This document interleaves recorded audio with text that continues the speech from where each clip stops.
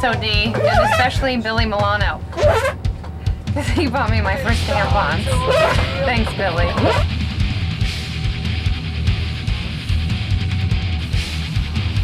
Hi, that's Danny Looker.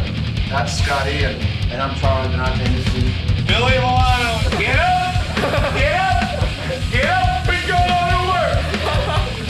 You gotta get up! You gotta get up! You gotta get up! S.O.D! Hey, this is Billy Milano from S.O.D, and my favorite video is Janet Jameson and Rocco Siffredi, and Rocco does Jenna. I'll drive this motherfucker right into the building. You know why? Because I'm a grumpy. This theater. Check this shit out.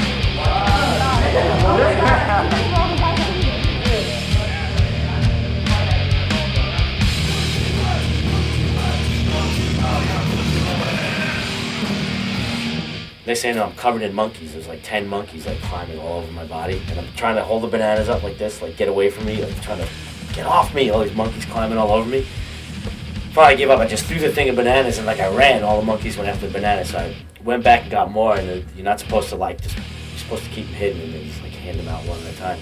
But that wasn't the question. It was actually about the last record, about King Diamond.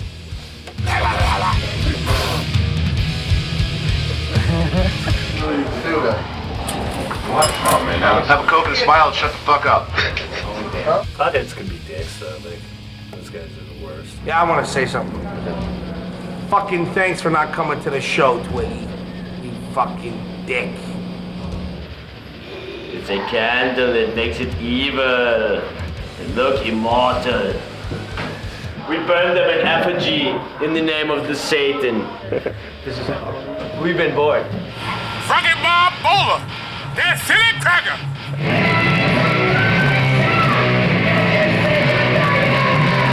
You know, you fucking Ferengi-looking, Deep Space Nine, fucking spore-looking, snaggletooth fuck. You better stop fucking around, and you better start getting your shit together, and stop being fucking like, get in the van, back in a bus.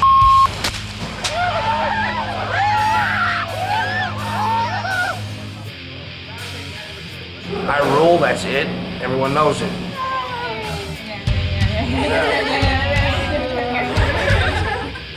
Did you get this camera out of here? Thanks, fuck you! She's fucking You're my favorite guy. Thanks. So I hope to see you back. Get the fuck out! Mom. Alright. Get the fuck out! Hey, shut up! Shut up, baby Huey, motherfucker!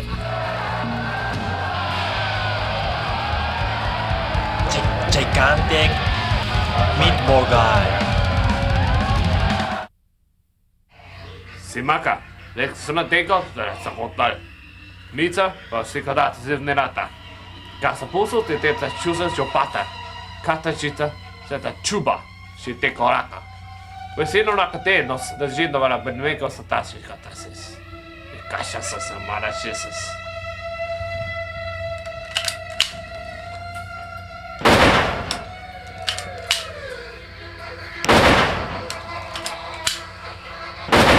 Mes lessing ganasigas, torlacanakas, torchicobusas, distratis pasas, necatas, tutecas, capos, negros, denales, nesos.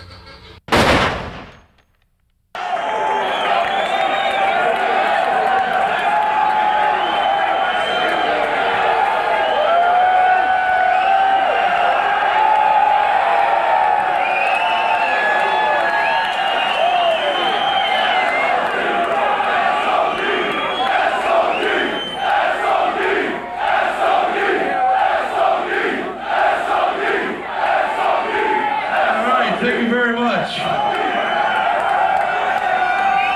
How we doing tonight, Chicago?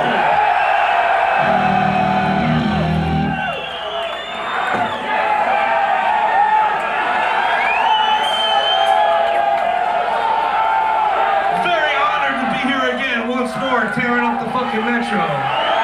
She's played here more than once. It's always a pleasure to come back and play to the fucking Rockin' the City going. The city's so nice. Dang, dang.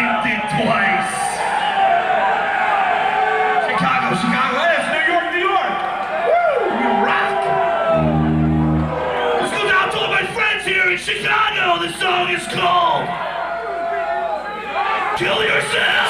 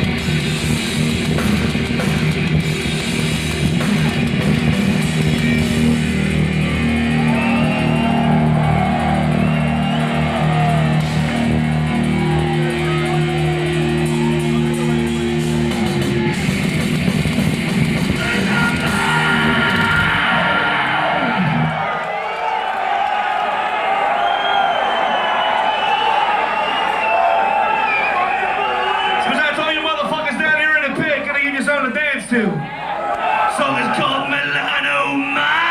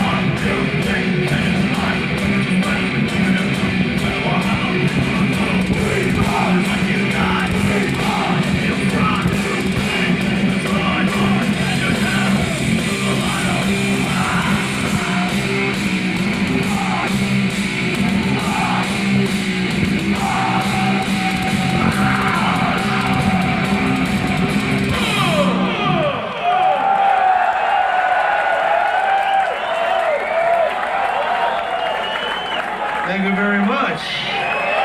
Cheers.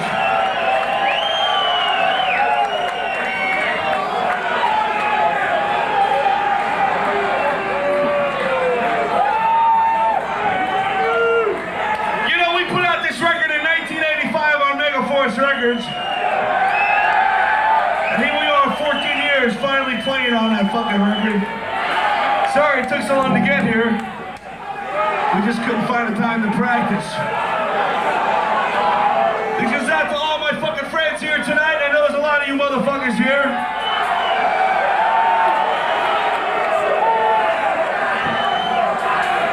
Song is called Speak English! Yeah!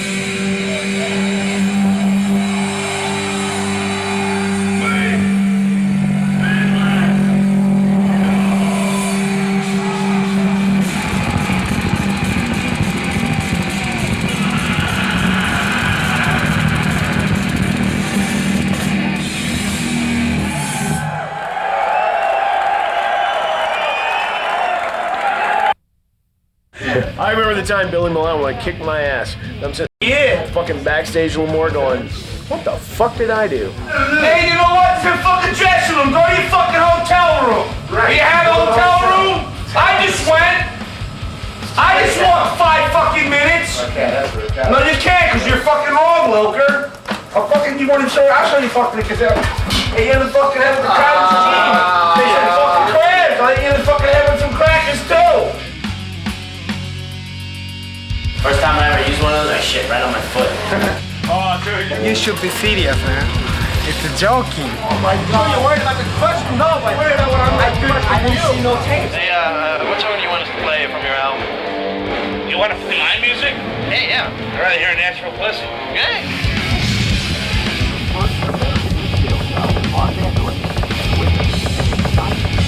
Get in my belly. S.O.D. rules!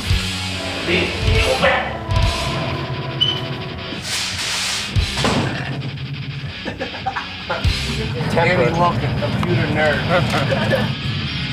Tall, puffy guy. I'm the video crew guy.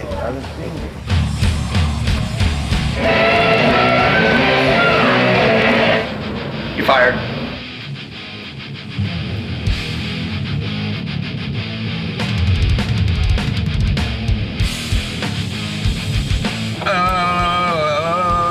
Are you not greater than their God?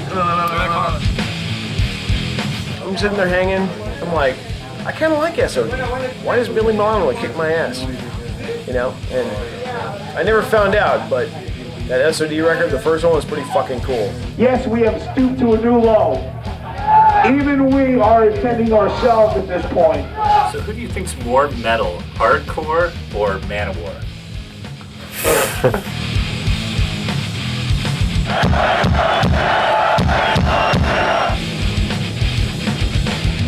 Getting me after that big fatty in there, man. You gotta change one penny?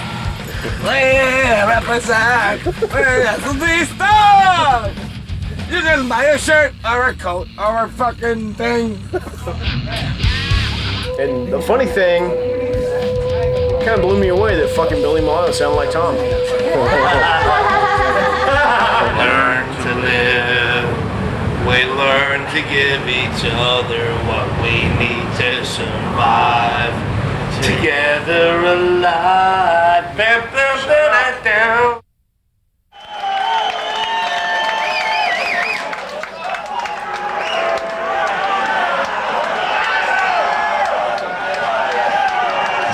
So what do you think? Was it worth 14 years waiting?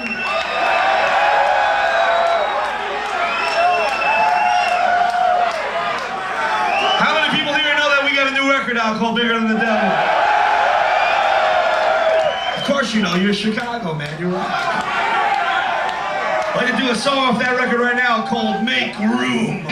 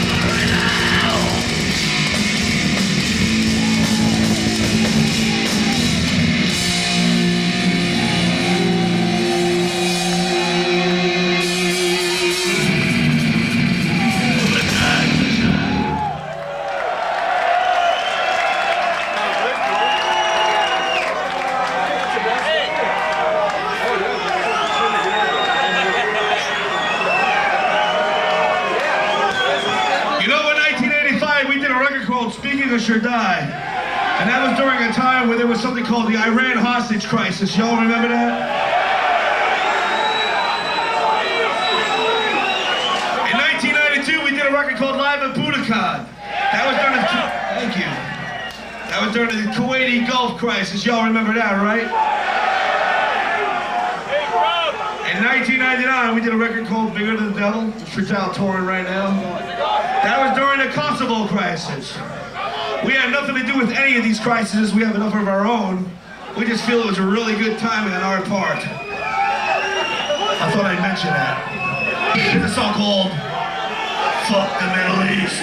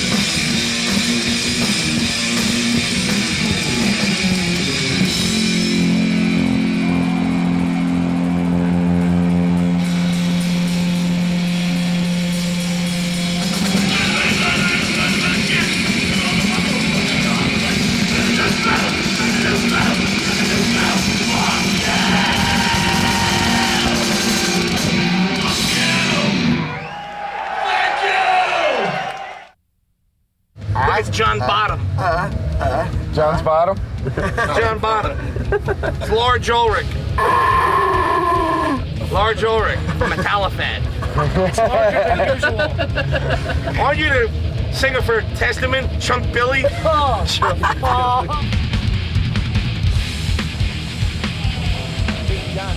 We're collecting pills back here for Billy if anybody's got any. You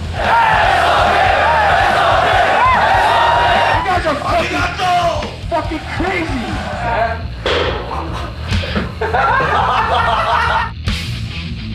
And the crowd went mild. You're fucking fired. Hi, this is Scott Ian. Hi, this is Danny Lilker. Hi, this is Charlie, and You forgot your last name. Do it again. they know who I am. Oh, I forgot who you are.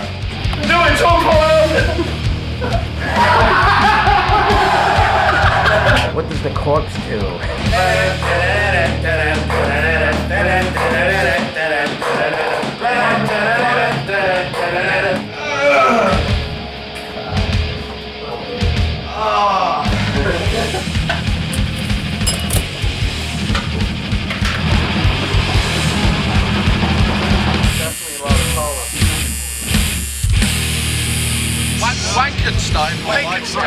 I was hitting him with body blows.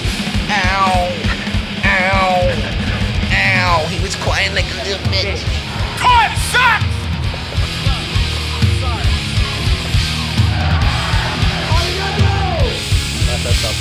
Look at him, he's trying to get brownie points. He's all piece of shit. Cow pie in your eye. Shut the door, Gary. Pizza pie. Yeah. Yo! You're fucking fired, man! Oh, fuck! No one light a match. Dime bag. Hold on, everyone listen to me. He got his shit in. Now it's my turn. You want to repeat after me? See, Daryl, you fat, bloated redneck. Nice chin for a fucking fat goat. Go get your shine box, you jackass. Well, I'll tell you, man, somehow or another, man, these cats drive around on a tour bus with Billy Milano. The cat like Dimebag gets on, hits even ground with Billy Milano. He's gonna talk some trash. I'm gonna work him out twice as hard. Hey, everybody sing, up yours, Billy! Billy, you fuck! You lose your jackass! Up yours, Billy. See the power! And these guys ask me to come out and work on him every now and again. And so, no, I come out to see S.O.D. and I love the jams and shit and up Billy Milano's and he knows that's right. Look at this fat, bloated, redneck, pink beard, tan East prick. Cheers! Do this fucking shot like it's all. And still up Billy's. Black Sabbath.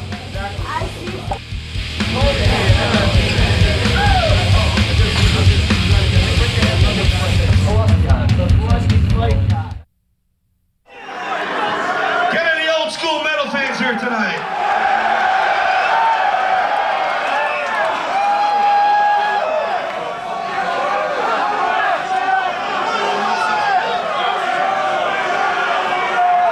I'd like to do a song right now. Might mean a lot to you, kid. Hey, Scott. What? What are you doing over there? Listen up there. Listen to those dudes. What are they yelling? They're going fucking nuts up there, dude. Jump! Jump!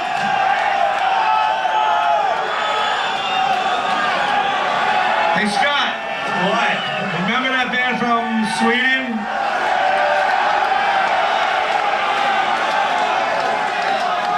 Shut up! I don't do it as good as you.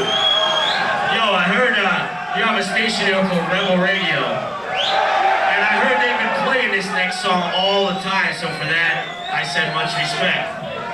And they're from Switzerland. Who, Rebel Radio? This next song is called Celtic Frosted Flame.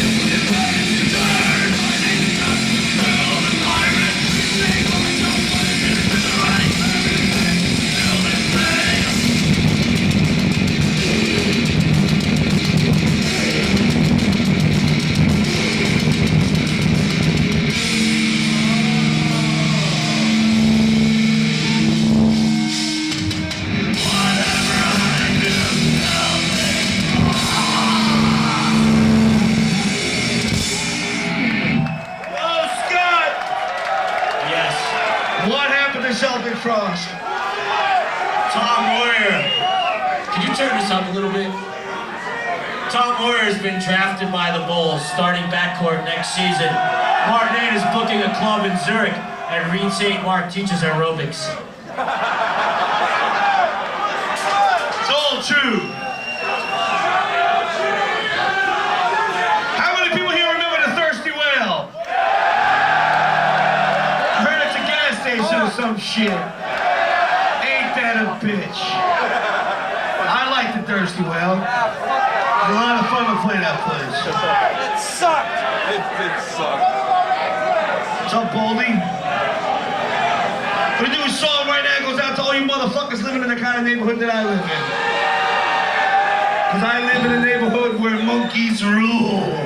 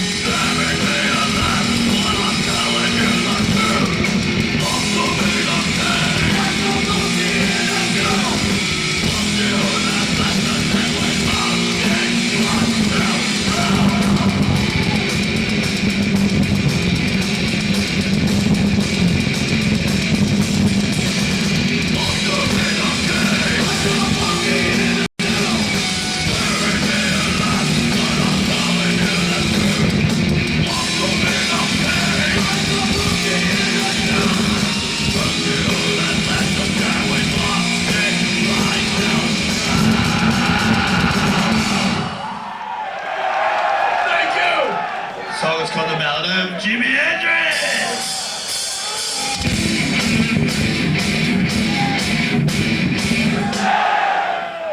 The Ballad of Jimi Hendrix. Let me get it right! Oh, it's called The Ballad of Jimi Hendrix.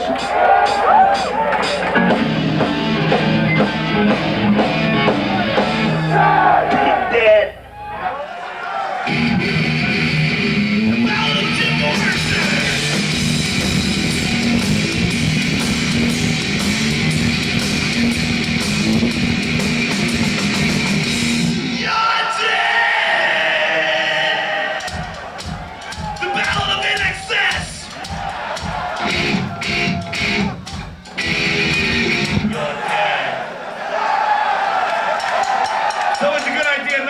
Yourself if you're jerking off. I feel good.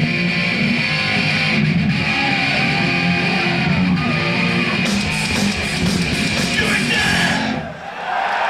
This is the ballad of Frank Sinatra.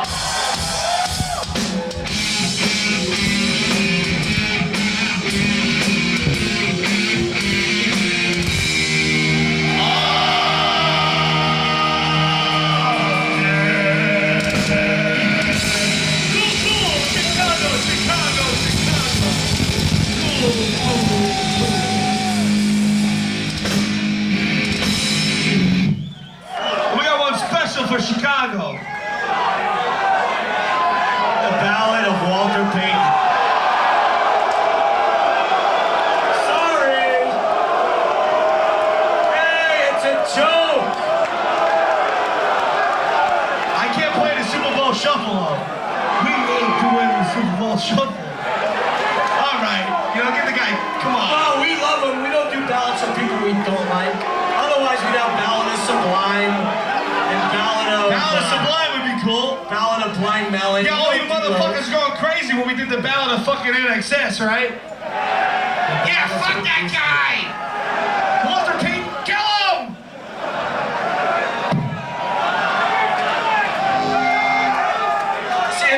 got the balls to do that, and at least you guys get the joke.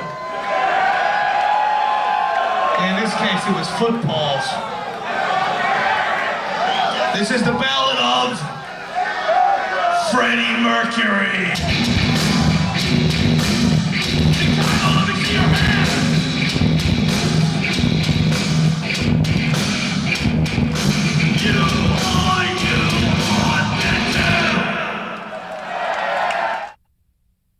Cleveland, 1998. S.O.D. and Exodus. Some moron gets flipped off like the fourth row towards the stage, you know, Launch City, and flying down hits me right here.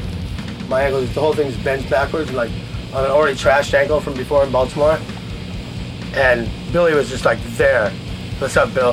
He was like there with the medical team. It's like, and the ice pack and like the defense is totally rad, man. Do the arthritis one first. Yes!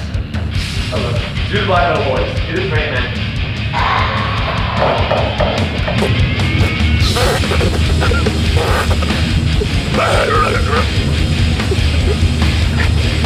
I got cups on my feet.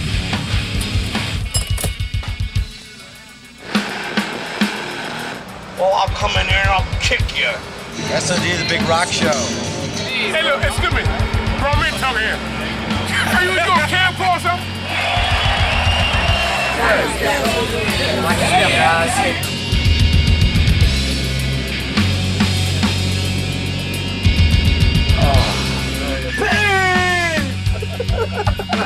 Hi, this is Scott. Hi, this is Charlie.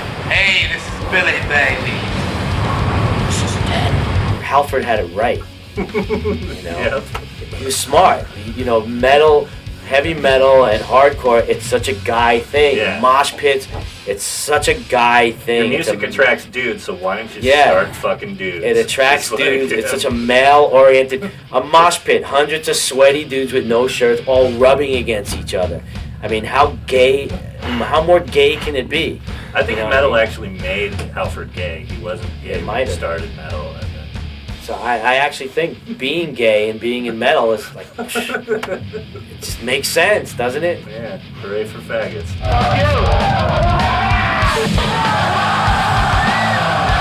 She fucking stabbed her right in the heart. That she is. She was cheating on him. By the way, I was trying to hit the uterus, stuck the arrow right in her heart. Watch this, watch this.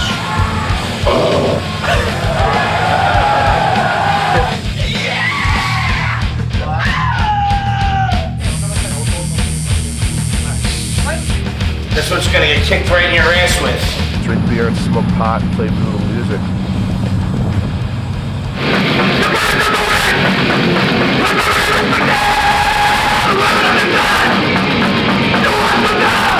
It's a writing problem. Right on. Take this, listen. Ow! Fucking yeah, S.O.D. I remember them. First time I heard their album fucking made me sick. It was so fucking heavy. And it was so funny too. Billy Milano, the fucking comedian. All those guys comedians, Jesus Christ. They fucking made me sick.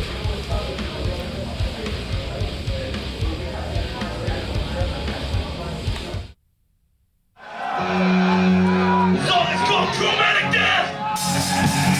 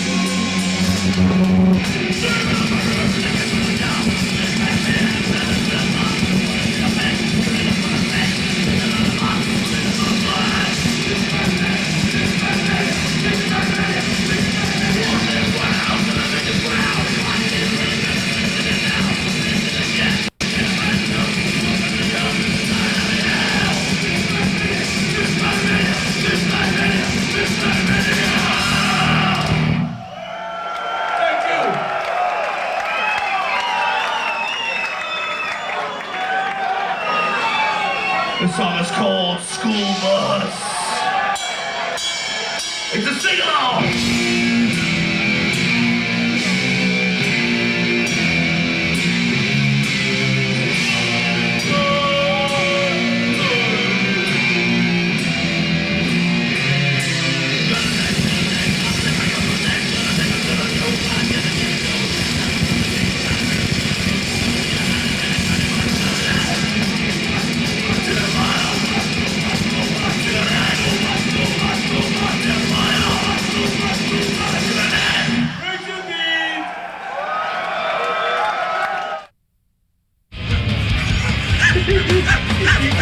Black metal has done many positive things for society.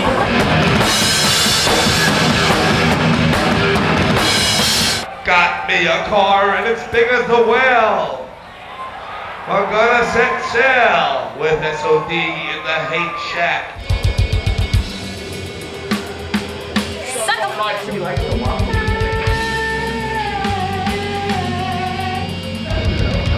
Crazy enough, every time I hear this, it makes me want to like kick a bum and starve a kid. Danny's not like other students. Danny has a learning disability. He's that bald fuck from fucking Lord of the Rings. Hello, Bilbo Baggins. Hey, what happened ring? I'm invisible. Danny, you know, one of my fondest memories of Danny is walking. We used to walk to high school together every day. I'd call. He was on the way, so I'd call for him. And I remember we were walking one day, and there was this one house we would pass all the time, and there'd be all these cats sitting outside the house. And one day we were walking, and there was all the cats, and all of a sudden the cats all just took off running. And I was like, wow, look at those cats. And look, it goes, Judas Priest tickets just went on sale. It's just like one of those stories I always remember from like being a kid. Just one of those random moments. That's what I think of when I think of Danny Lopez, seriously. That, you know, for some reason he's got this thing about calling himself Nicky 666. That is the dumbest thing I've ever heard. What was the question again? Pack and derm delight. Do-do-do-do. Maybe I'll smoke. Pack and derm delight.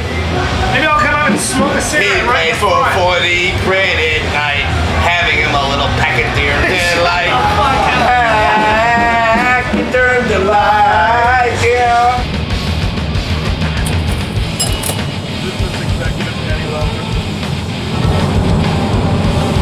You're fired.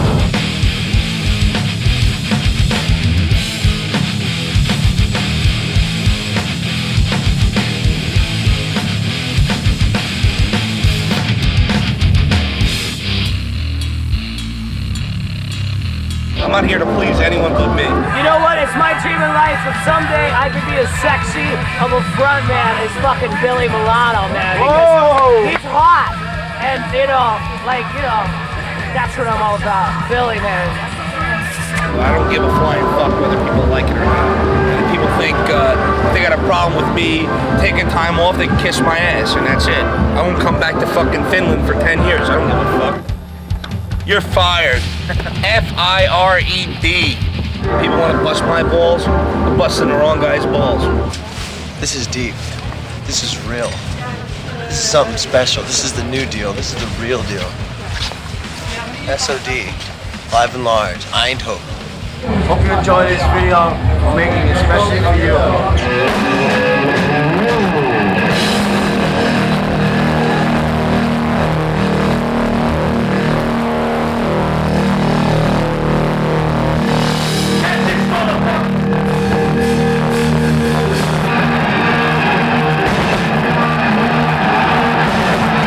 Hey Bill, man, this ain't about no goldfish. It ain't about no tuna fish. And sure as fuck ain't about no trout. It's all about Milano rules, old school rules, man. Kill everybody, everybody dies. Bye.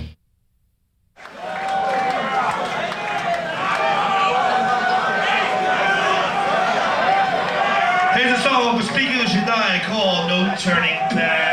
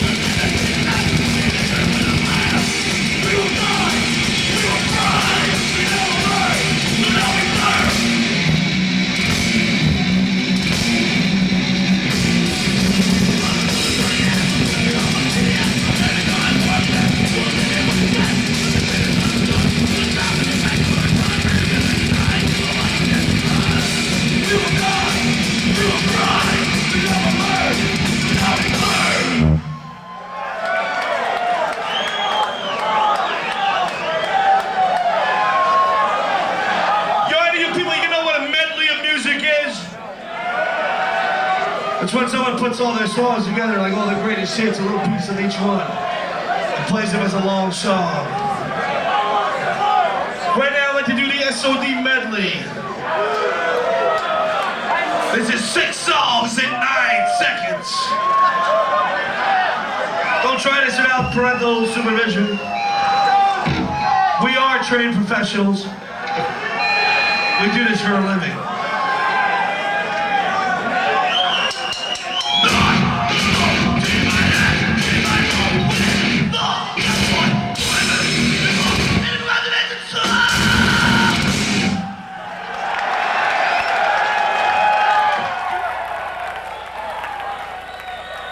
If Bailoff is here, please don't burn my bus down.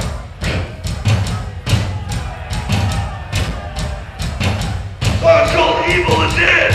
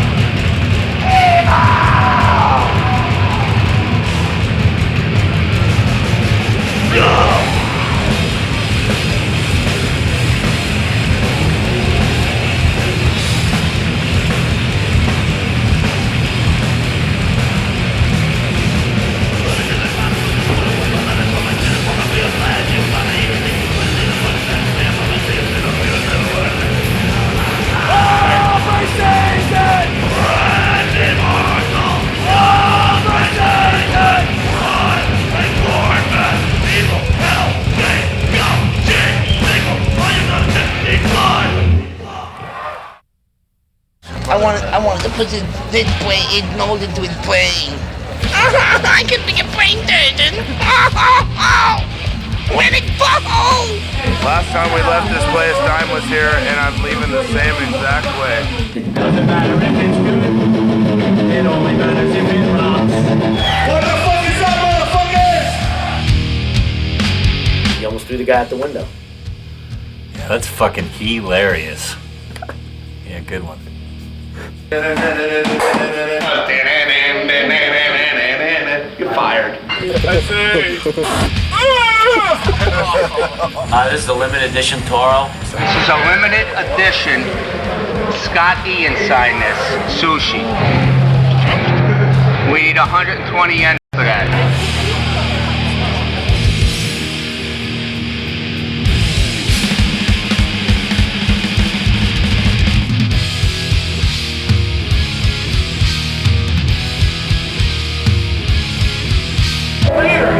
Yeah, wouldn't it be ironic? You heard about this kid being sick? You heard about that?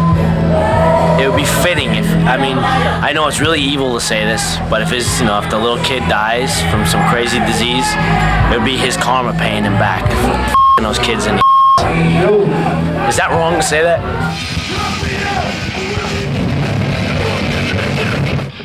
This is what happens when you're banging a fat chick and the bitch is too fucking heavy. The shit, boink! You realize you're gonna be on the thing now. Scrum some sperm, semen demon. I don't give a fuck. Everyone can kiss my fucking hairy ass because I don't give a fuck if anyone thinks I can get away with anything. The bottom line is I'm still doing it, and that's it. If they don't like it, you know, kiss ass. I gotta sleep in a bed with this guy. You look at this guy. Would you sleep in a bed with him?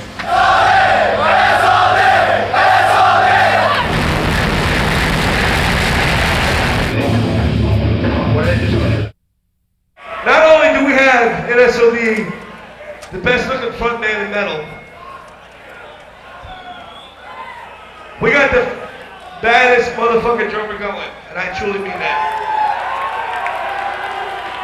This next song is a sing-along for all you drummers. You got any drummers here tonight? There's a few.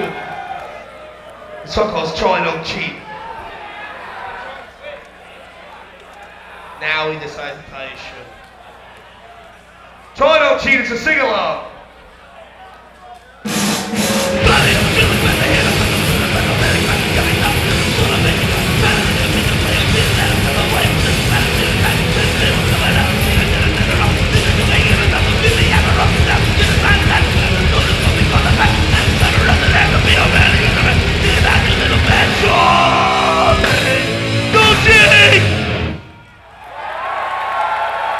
Charlie been out there on drums, everybody, give it up.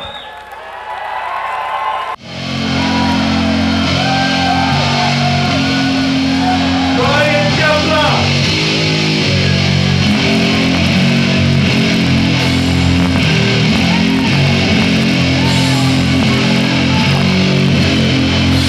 This song is called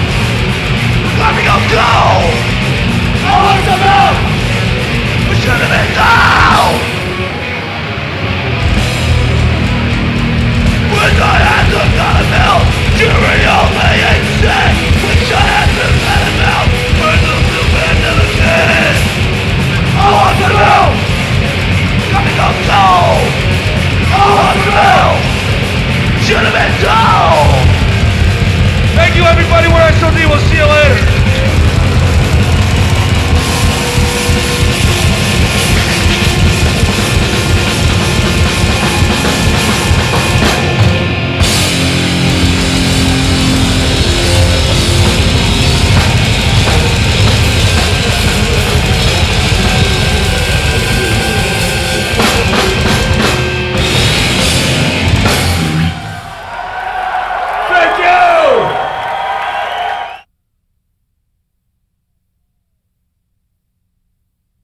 I was sitting around up in Ithaca, New York, in the studio with nothing to do, and that's where S.O.D. came from. I started drawing Sergeant D. Scott came up with this character, Sergeant D, and he's like, dude, you gotta draw this thing, this character. We originally wanted to do a comic book. Charlie would draw it, and I would write it, and then I started writing these riffs and put, somehow it just clicked in my brain, and they became songs. Speaking of Should Die became a song, and Kill Yourself became a song, and then I called Ilker up. I got a phone call in April 1985 from Scott. And I said, dude, I've got these songs, it's not Anthrax, it's, it's more on a hardcore kind of thing. And he said, dude, we're gonna do this hardcore project, some of this really fast, intense stuff, and I'd like you to play on it. And I really wanted to work with Danny again. And I thought, well, that's cool, because I'll get to play with Scott and Charlie again. And we said, okay. And I went up to Ithaca, we wrote some songs. We spent like the next 3-4 days, we wrote 10 more songs, and we had the whole album written in, 5 days or something like that. And I said, who's gonna sing? And it's like, you'll see. And then we met Billy at CBGB's. He was in a band called Psychos. He was the only one at the time that would talk to people with long hair. I met those guys at CBGB's. And it turned out there was like some skinhead dudes who wanted to beat us up, and Billy came up and said, "There's some dudes in here who, they want to beat you up because you have long hair." We prevented Scott and a couple of guys from Anthrax and Metallica getting beat up. And I asked him, "Hey, can you sing? Do you want to sing for this album we're writing, S.O.D.?" Yeah, Billy was a bass player. He wasn't really a singer or anything like that. He goes, "Well, I can't sing, but, I can do it." I said, "Well, we don't want a singer, we just want you." And I just knew his attitude and his presence, and he was the one who would be able to carry off this character, this comic book, character on stage. And he literally became larger than life, and that's no pun intended, but, Billy was able to become that guy on stage and pull that off. I remember the first time when we went to go up to do the record in Ithaca, New York with Alex Perialis. I remember Scotty and telling me about their manager and their record label, and here this guy pulls up in his car and picks me up to go upstate. His manager, Johnny Z, and he says to me, "Since I'm driving, you can pay for the gas." I felt that was like, what kind of record label is this? I'm paying for the gas to get up to do the fucking record. It was quick. It was done really quick. It was just like bam, bam, bam, bang it all out. And we recorded it in 4 days in July. And the mixing session was 18 and a half hours long in one session. We did the original record in 3 days because we had a budget that allotted us the time of 3 days. I fell asleep during the recording, doing the mixing of Fuck the Middle East in the middle of the control room. I had dreams about bombing people. There wasn't really much thought going into that record, which was a good thing. If there was a lot of thought, it probably would have sucked. Next thing you know, we were hanging out we were mixing the shit going, this sounds pretty damn good. And I was in Washington Square Park with Scott and Rick Hunnell from Exodus. We had a boombox and we said, "Dude, you want to hear some new shit we did?" And he goes, "Yeah."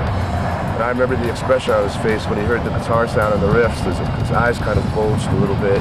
And that's when we kind of realized that we created some kind of monster. We went out and did 10 shows in '97, and we finished the last show in Hoboken, and which was supposedly going to be the last time we ever played. It was like Billy Milano's retirement show and all that crap. But we had so much fun, and Billy said to me that night, "We should go do a record," and I said, "Nope." I just wanted to keep S.O.D. special and not have it, not saturated. Why do a record? Why ruin it? That was my exact words to him. We just did these 10 gigs, it was great. S.O.D. is a legend, like why ever do anything to take the chance of taking away from that, And it was like, fine, okay, And that was it, and we walked away from it. And then I guess that just put the bug in me at that point. I just got the bug, and I called Billy. I said, "Look, I'm thinking about it." This is, 98 or something, a year later. I was like, "Dude, it's since a year ago, it's stayed with me. And I think we should at least try, and see what happens. Me, Danny, and Charlie will get together in a room with no preconceived idea, and let's just see what happens that first day." And the first day we wrote 4 songs. We just walked in the room and started playing the stupidest things we could think of and started laughing. And we knew it was right. And we said, well, we are S.O.D. It's not like we have to try. It's just when we get in the room together, we become S.O.D. I think he got Billy involved and it just all happened again, It's like, let's do it. And then before I knew it, I thought we were just going to do a record, and then the tour was booked and it was like, what? We never really got broke up. It's just something we continued, We just had the time to do it. We all have different parts of our careers going on. Anthrax is kind of like, was in between writing a record and touring. Danny Loker's band, Brutal Truth, broke up. My management company and my production and everything I do is doing really well. And, I was afforded the opportunity to go out and play. I guess it was time to do it. It was going to happen eventually. So, the timing was right.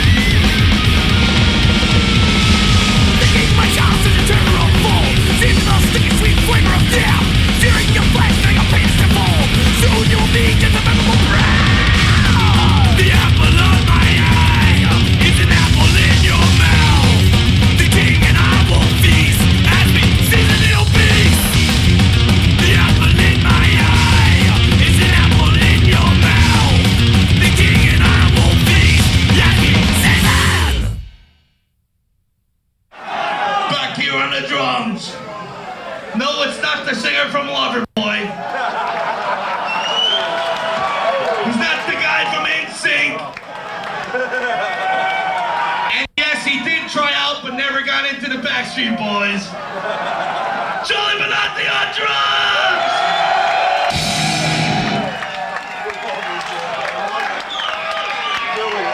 You know, I can't help but every show but to admire the shape of your skull. It would look really good on my desk. I love this guy. I like to call him out like this. Baldy!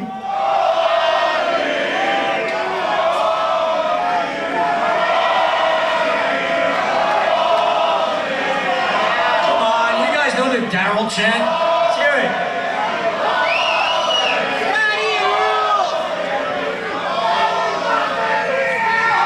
He's Goldberg before he did steroids. Nice beard.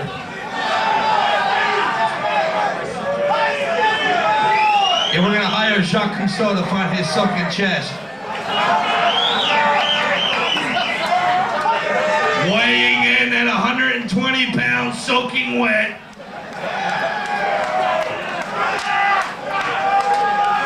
The Messiah of metal. The Israeli assassin, the Mata Marana, the Rabbi of Destruction, Scott Adina guitar!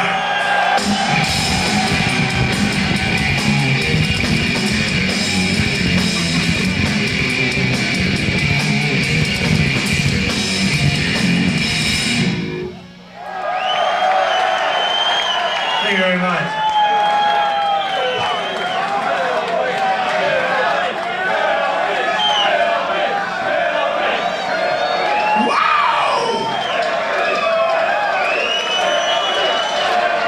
All right. And last but not least, right here, this guy right in the middle. Not to take anything away from Ric Flair, but I know y'all already know who he is, but this is a man who needs an introduction. Sometimes he's known as the Big Daddy. Sometimes he's known as the Nature Boy. The man of the hour.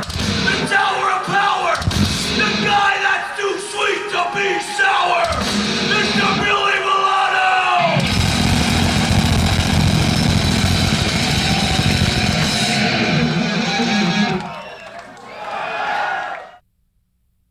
Danny, go to the principal's office.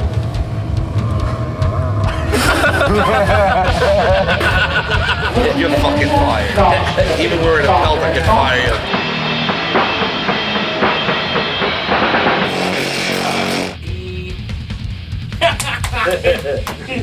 Good job, buddy. Launch a landing unless directed by a crew member. Each exit is clearly marked with a sign overhead. It may be directed behind you. In the event of evacuation.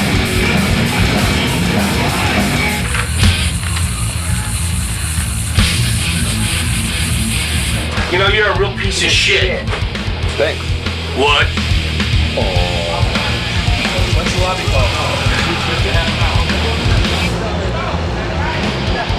This one time when we were on tour with Necronomicon and Macabre. We got like 4 stanzas. Hello, everybody. Ready?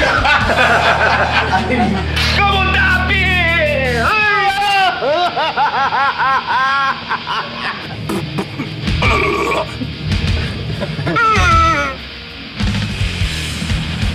What? You're so fired, sport. Fire. Where the fuck are we anyway? Mr. Stanley? Mr. Stanley? Hello, Mr. Stanley? You know, I don't really know of any particular story that's amusing other than the fact that people really think this is a band. I mean, that's the funniest story I've ever heard in my life.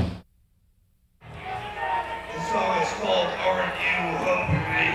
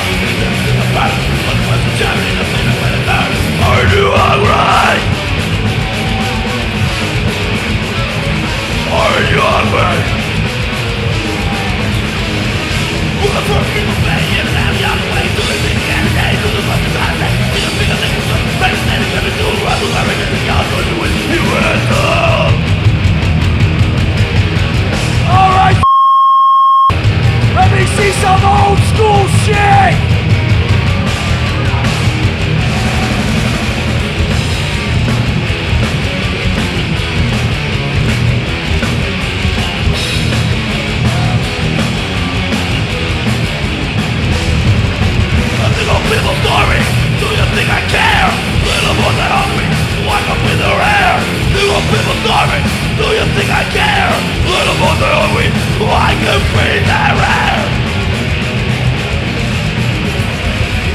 Sitting in the kitchen, coming up again. What's up to now with one of my life? Maybe I'm dead, now I'm at the cat. You take these away, going in the trash. Aren't you happy? Aren't you happy? Aren't you hungry?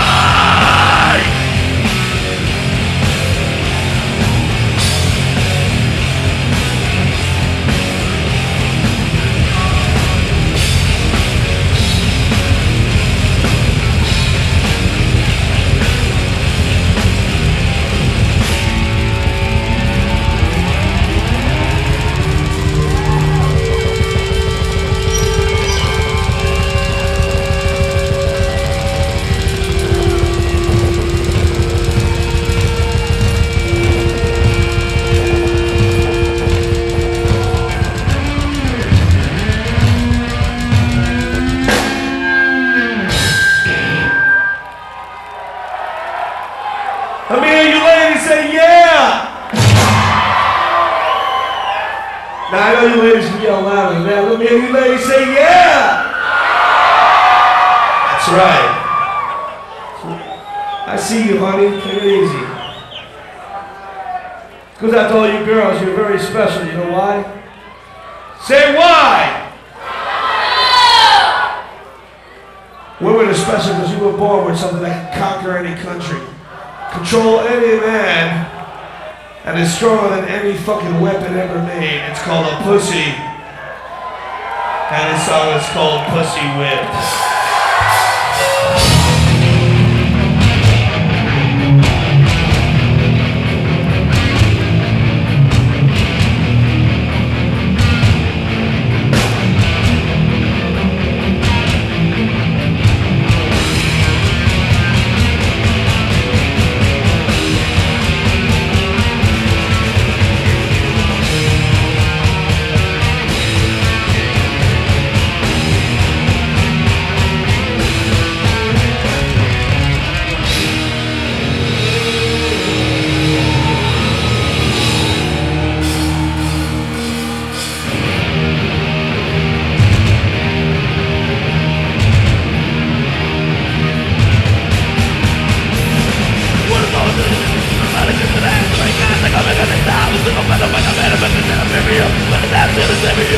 Pussy wet! Pussy wet! Pussy wet! Pussy wet! Don't you know you wanna wet!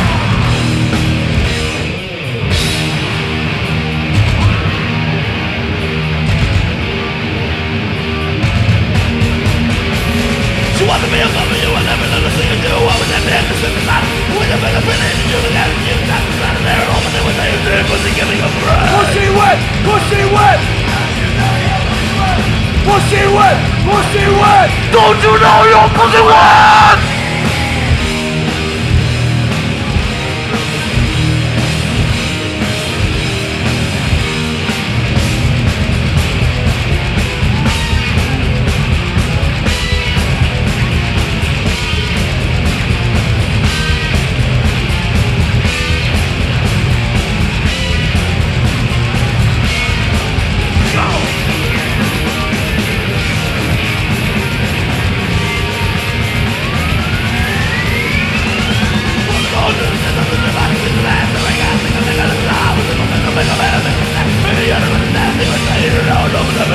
Pussy wet! Pussy wet! Don't you know you're pussy wet? Pussy wet! Pussy wet! Don't you know you're pussy wet?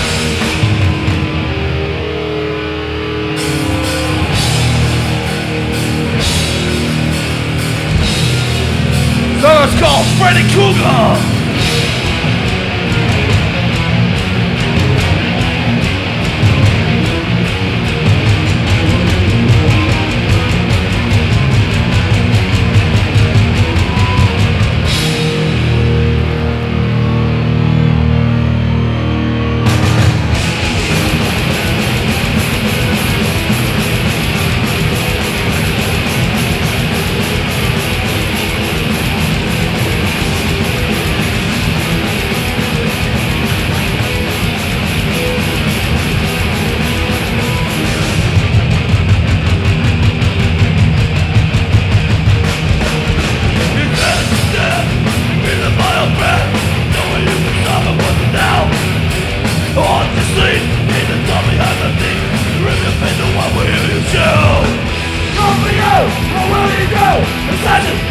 That's what you would do.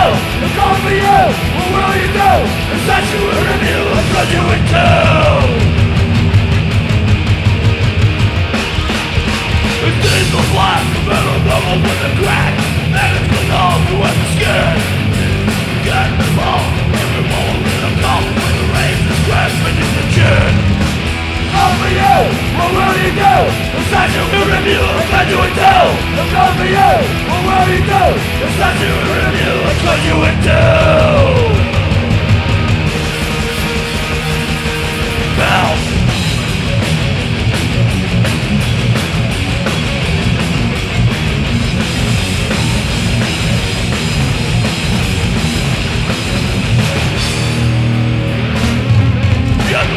Getting splat on his sweater, on his head, and right on my spot.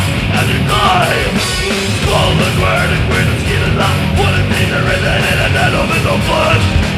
Call for you, what will you do? Assassin, review, that's what you would do. Call for you, what will you do? Assassin, review, that's what you would do.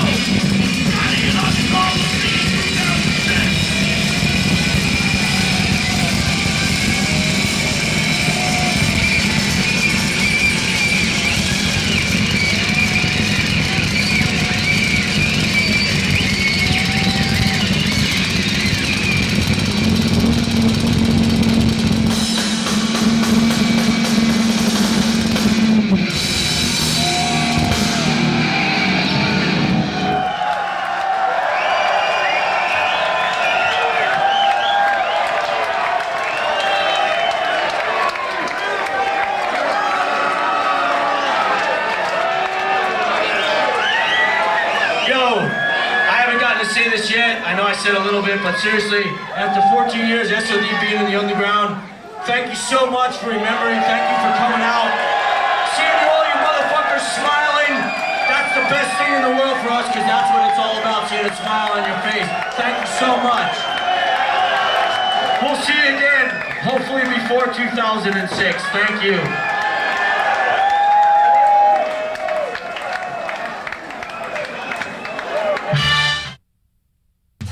What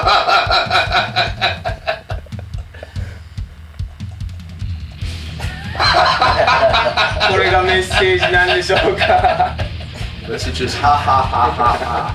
Very much.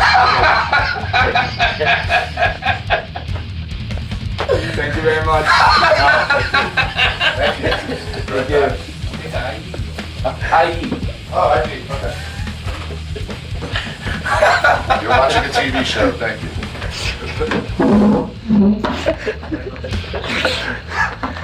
This is kind of this logo. This is our logo for Spike.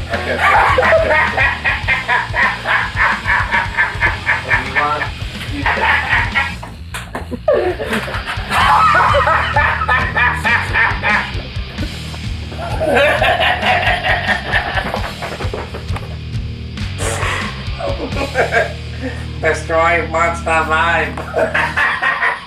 Really gets 1 out of a million for that shitty drawing. Sorry, I was laughing. I was thinking of something very funny. Your Honor, the camera was nowhere near the Osaka first wheel on the night of the incurred damage. I can prove for a fact that his shell was in for repair at the time. It could not have been his shell that damaged the Osaka first wheel. In fact, Your Honor, Gamera is a monster of the people. I can produce a receipt from the turtle wax receipt. He is not like the other delinquent monsters, such as Ghidra. He cares for mankind. He would never do such a thing. But that's subjective, man. You can't prove something like that, so it's emotions. I can prove by his actions in the past. Without a doubt. Without a doubt. Yes. Gamera has been known to save many a Japanese child. Twins. He has pulled them from the jaws of delinquent monsters. Other monsters such as Rodan. Mothra. No, Your Honor. Mega Godzilla. Mothra is also a monster of the people. Mega Streisand.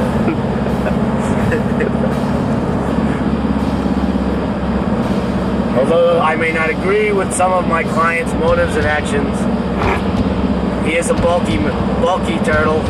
Sometimes he does break things by accident. But Your Honor, he can't be held accountable for the fact that he is a painted turtle and not a snapping turtle, and therefore cannot be responsible for this damage.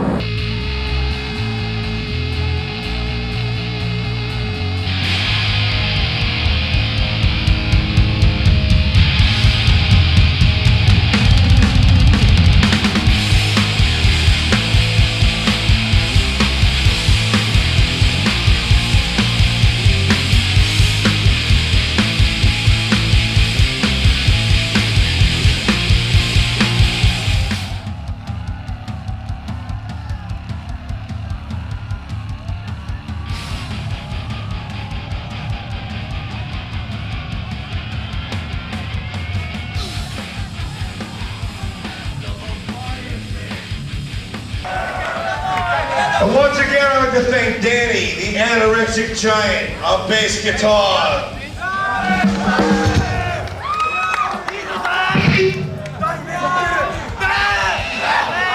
Where's my makeup? By the way, that's quite silly. Once in a while, we get some like cute punk rock girls, but outside of that, it's really slim pickings. Who's bigger, me or Billy? There you go. Lift up the shirt. Who the fuck's bigger? Lift up the shirt. I tell you something, Hulk Hogan. Me and my partner, we want to get you.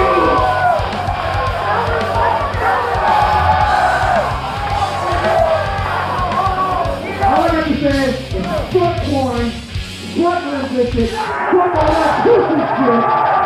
That's who you. That's so fucking weird. Fuck that! I'm fucking from LA, Espanol, cabrón tuto!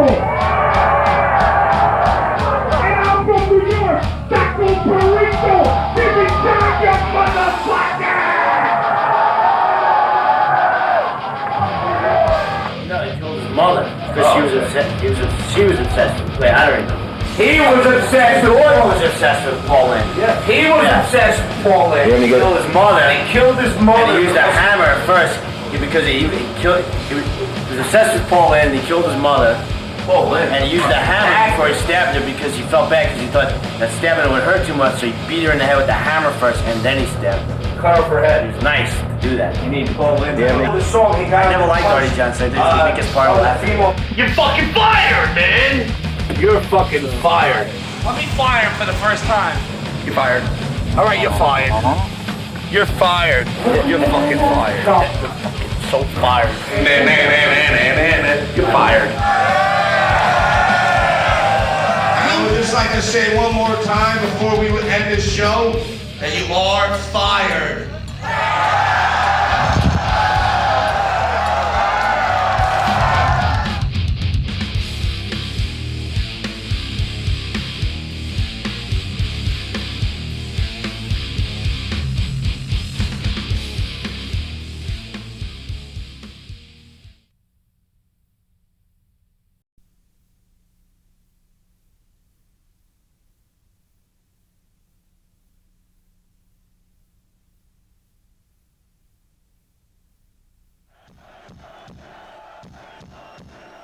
Oh, we're rolling. Well, here we are. This is the, I'm doing my fingers up and down like Mike Myers right now. This is the director's commentary for the S.O.D. movie, Kill Yourself, the movie. So I'd like to introduce everyone right now. This is me, this is Scott, and I'm sitting here with Brian Posehn. Hi. And Bill Philpott. Hey. You can tell how enthusiastic we are about doing this right now. And This is gonna be great.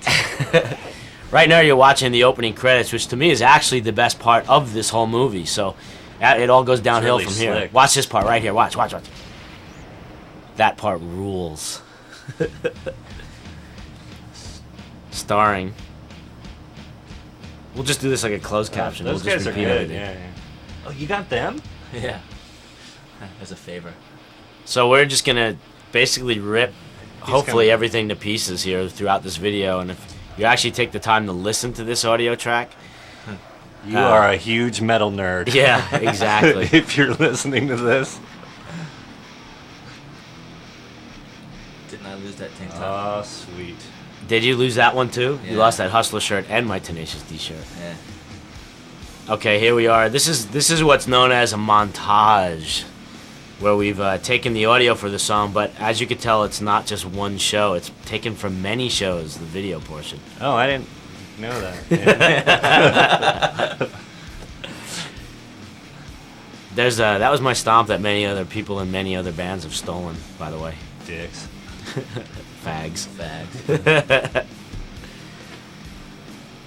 So, what do you guys got to say about this? Come on, talk. It scares me. Come on, Brian, you were a fan back in the day. What did you think of March of the S.O.D. when the first time you heard it? I actually remember, yeah, somebody took me aside and played it for me, and I couldn't fucking believe it, and went out and bought it, like, the next day, and was into all that shit, and, like, premenstrual Princess Blues. I only the asked first about time I March fucking of the heard that, I S.O.D.. know that, but... What about you, Bill? Oh, wait, check out this shot right here. No. I stole it, so you didn't see a penny from me. There's Charlie. Charlie saw the cut of the video, and he seemed to think that he was boring. I don't find Charlie to be boring. I just think he's a good opposite to Billy. That you have the yin and the yang in this video. So Which one's the yang? this is a really good shot right there. Billy. I dig that shot. Okay, now we're in Chicago. At the Metro. This was a really good show, that's why we filmed it. We looked into our crystal balls before the tour, and we knew that this was going to be the one to film. I think I lost that crystal ball too. What are we going to do for the Anthrax tour? Make it up. We're going to guess? Yeah.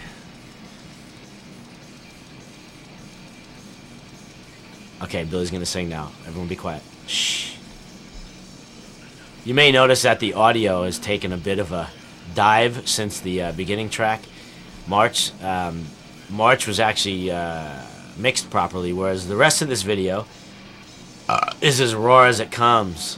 This is pure live, raw, and it's kind of the way we wanted to do it. Plus, it was cheaper. Is that your old school Slayer shirt? That is my old school. That's from Rain and Blood, that shirt. That I got it in New York on that tour. I seen... What? Talk louder? Okay. I saw Tom at the Slipknot show, actually, and his eyes kind of bugged out a little bit when he saw me wearing that shirt. He's like, where'd you get that shirt? I'm going to lose that shirt next. Yeah, you're not going to lose it because you won't have an opportunity to. What's the round man pissed about? What's the round man pissed about? Yeah, what's he all mad about? He missed dinner. They said it, Bill, not me. See, right here? Right there, you're saying. Right there, actually, he was just telling me that he got the pastrami for after the show. I'm not joking. There's Frey. We didn't put him in the credits. That guy who just ran on stage at one point during the tour, he was the first one to get sick on this tour, and someone in their infinite wisdom invited him on our bus for a bus ride, and then it ended up getting us all sick too. Holy viral infection.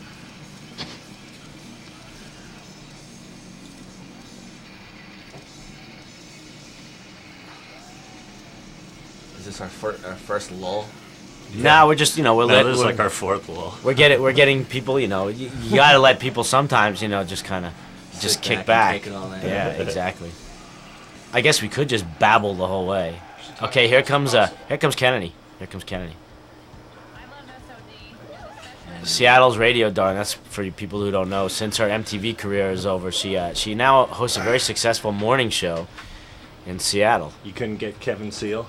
Kevin Seal. No, but you know what? Where was J.J. Jackson? I saw Martha Quinn today at La Brea Bagels. Of all things, I was in there getting a sandwich, and Martha Quinn was in there. How's that? Working? Yeah, here's Billy. Billy pounds on the door here. This was in Japan, and Lilker was trying to sleep. He was super jet lagged, and he couldn't find any weed. And Billy woke him up, and then you'll see later on Billy screaming at Lilker, and that whole thing turned into this big fight between the two of them because Billy wouldn't let him sleep. There's Charlie. Look, Charlie made a face. Look, that was Murray behind Charlie. Billy was really drunk here, by the way. Really? Big grump. It's a grub. That was William Shatner impersonation right there. That guy is really annoying. Me and Whit bumped into him the other night again. That guy's the most annoying man in from LA. The Scorpions, right? Yeah. Freddie. There's Freddie Donnelly. He's a friend of ours who came to Japan. Look at that. Did he just take a hit of weed before he did that? No, it was a cigar. Oh, wait, here's me and you, Brian. Look, deja vu. Oh, that was all great. over again. Who's that fucking dork?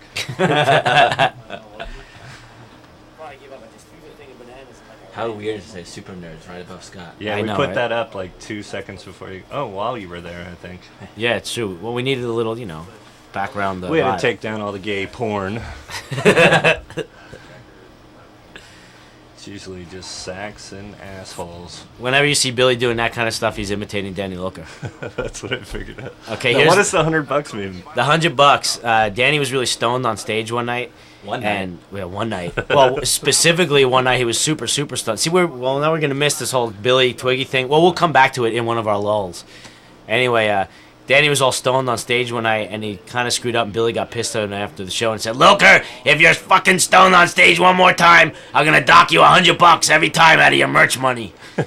So that's why every time we show him, it says, cha-ching, $100. That's, by the way, that is Carl Weathers from the Rocky films. I thought it was Leslie Willis. Apollo Creed. You worked really cheap, just really shitty, swanky beer. That Billy thing about when Billy was saying, Twiggy, you fucking dick, it's because Twiggy was supposed to come see us like 90 times, basically, and never made it.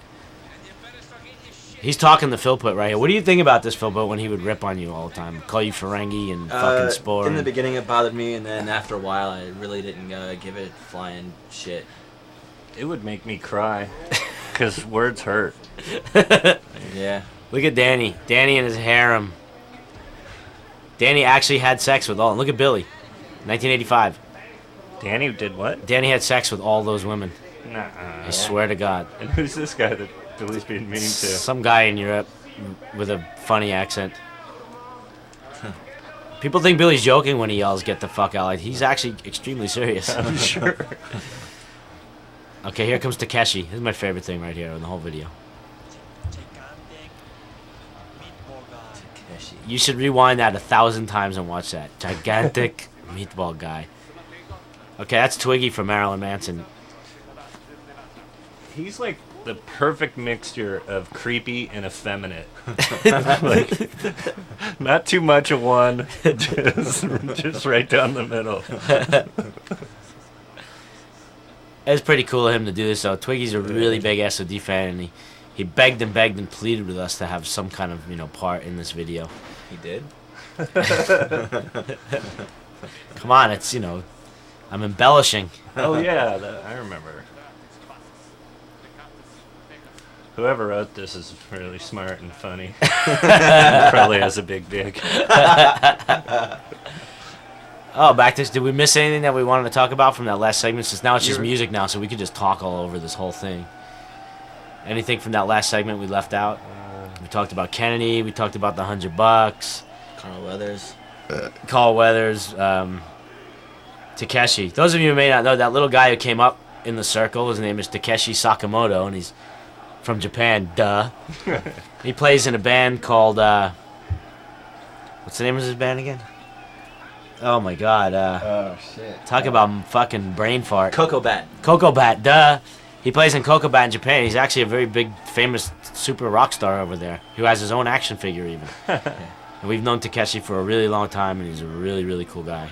And he comes out with very interesting descriptions of people like Billy as the gigantic meatball guy. And he's got one for Danny later. I'm not sure if I ever really dug Billy's blonde thing. Although in a way it does make him scarier because it kind of diffuses him. Like when he's got his head shaved, he looks meaner. Yeah. But this it tricks you because he's got that blonde hair, and it almost makes him like, wow, he's smiling. He looks kind of friendly, but he looks unmenacing. What kind of message is this song sending? Kill yourself? Oh, yeah, it's telling people to kill themselves. Well, if you really look deep into the words and read between the lines, we're telling people who are complaining about their lives and complaining about everything around them and blaming everything else around them for their own misery. They should just leave us alone and fucking take care of it yourself. That's all. I think it's working because every time I hear it, I kind of want to kill myself for some reason.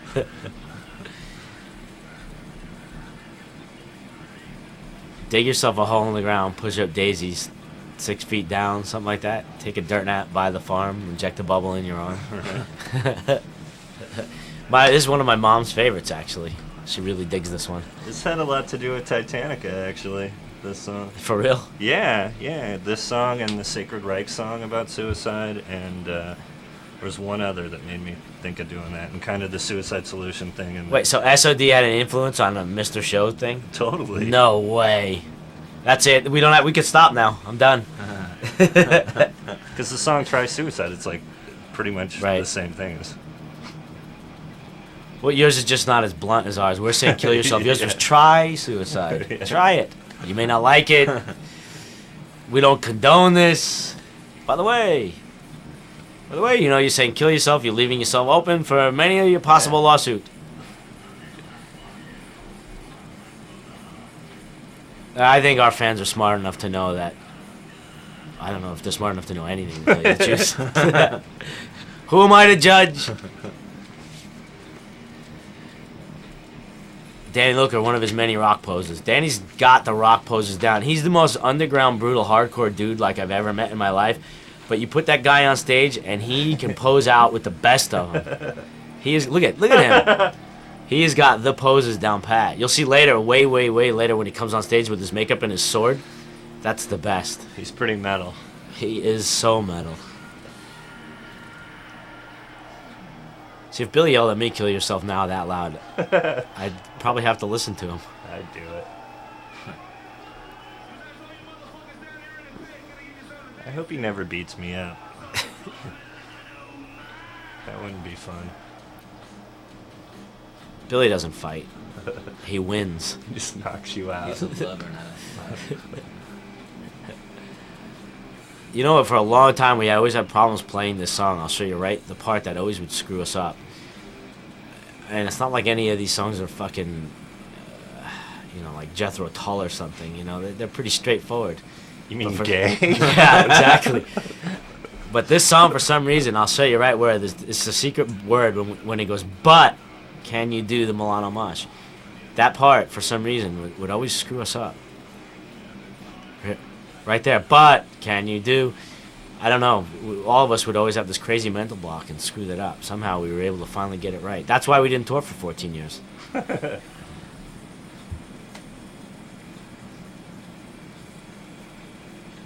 I had a stomach ache right there, I think. It hurts to play that hard. Sometimes it does.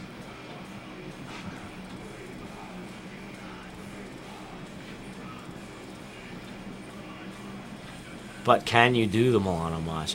I've actually seen the Milano Mosh. Not many people have been privileged to actually witness Billy Milano in a pit or in an elevator when you're packed in an elevator with like 10 people and Billy, he starts going That's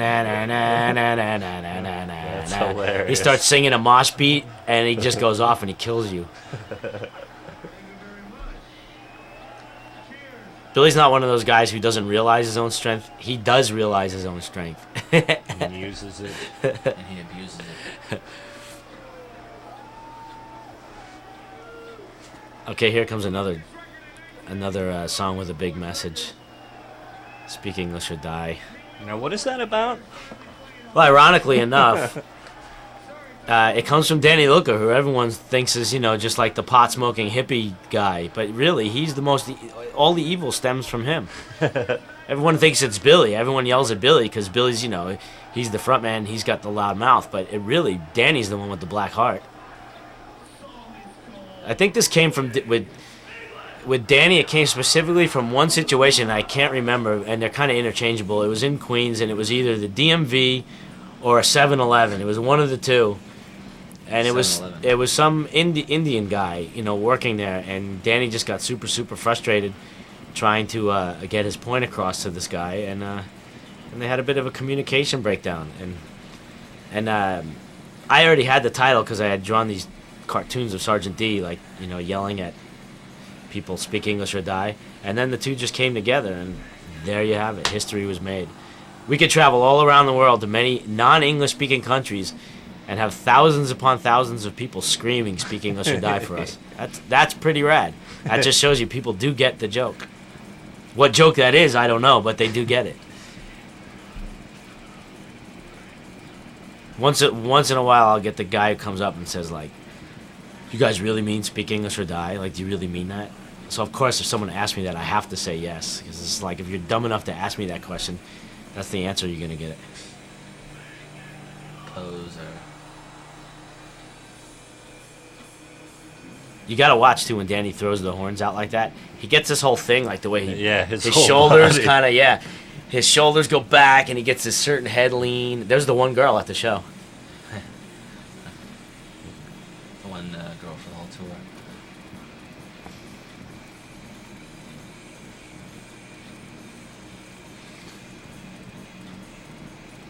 This is what's known as the mosh part. Back in the day when we would write these songs, we would just go, okay, I'll go fast, then mosh, and fast, and end. That was our song structure.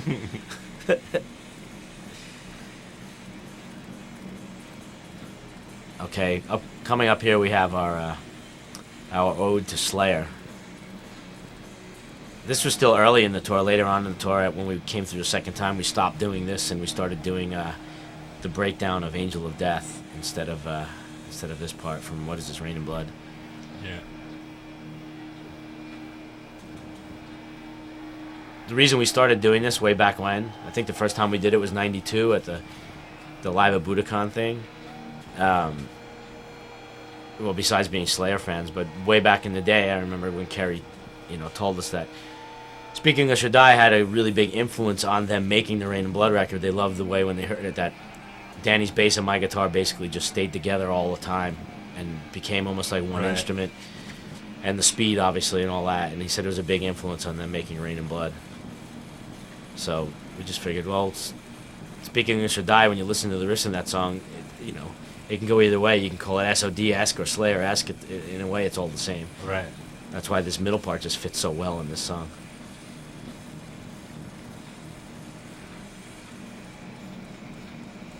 Those guys are going to be so stoked when they see themselves on camera.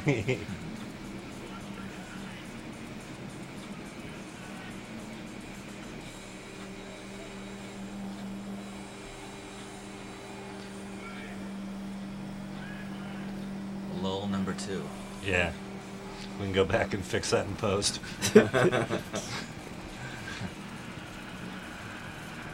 That was one of my action figure jumps.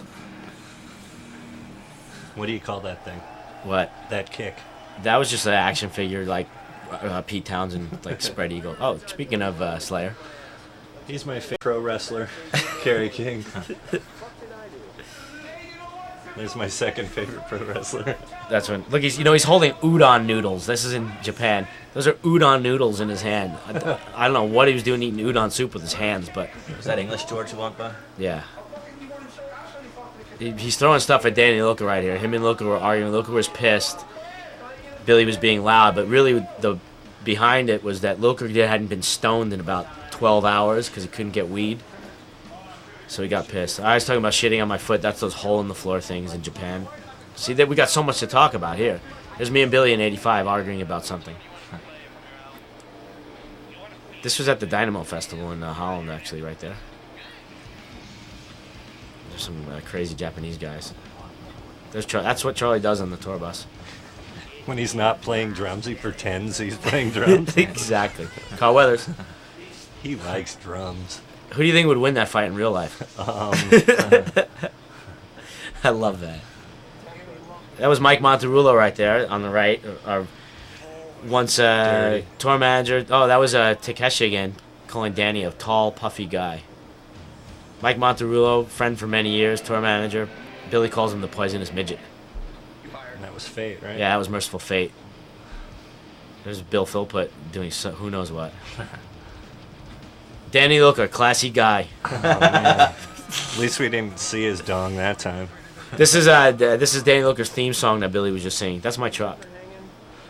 There's Kerry again.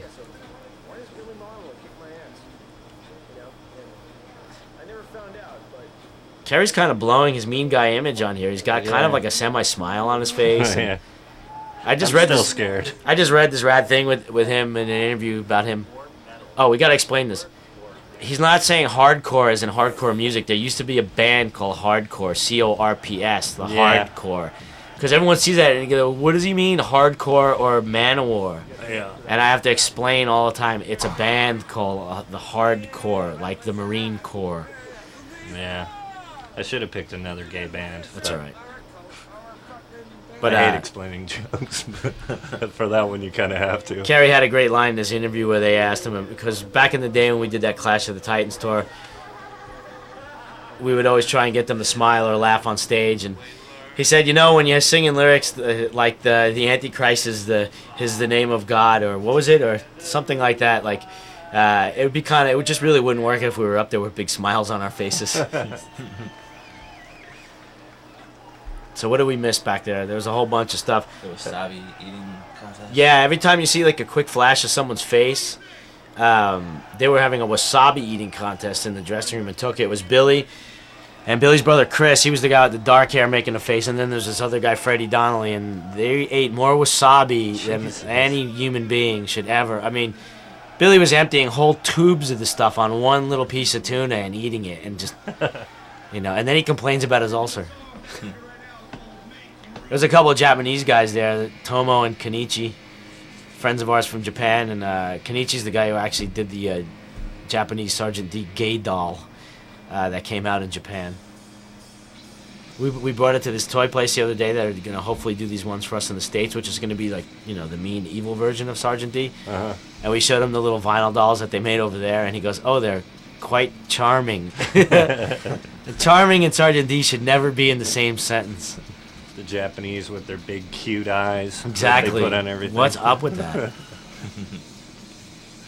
Kind of want to fuck that Sergeant D doll. Is that bad? Is that weird? Make room, make room. This is another song with a really good message. This was, I think I was inspired to write the song after a little while back. There was this scare in New York where supposedly these guys were going to release an anthrax bomb in the subways. I would think you'd like that. Well, I did. That's what I'm saying.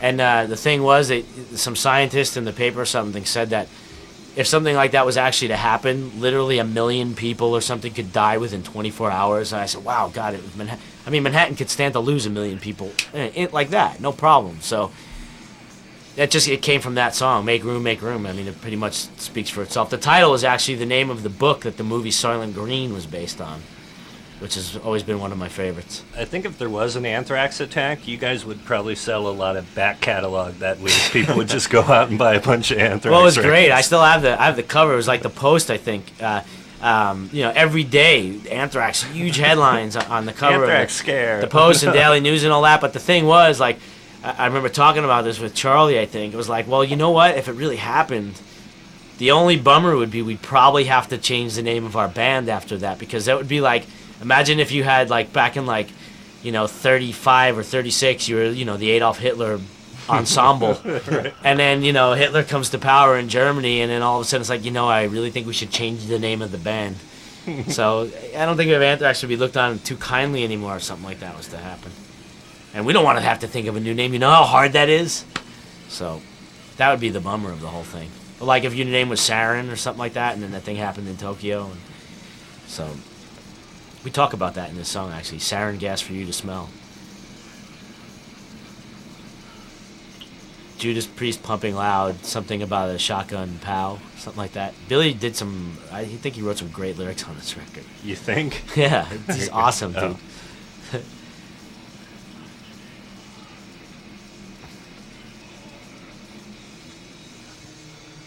Oh. Lilker hit the wrong note there, by the way.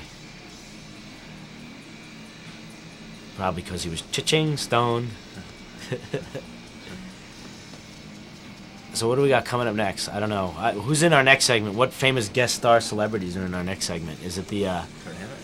Is it the Kirk Hammett segment? I'm not sure. I can't remember. No, I think that's in the third one. Yeah. Who's in the next segment?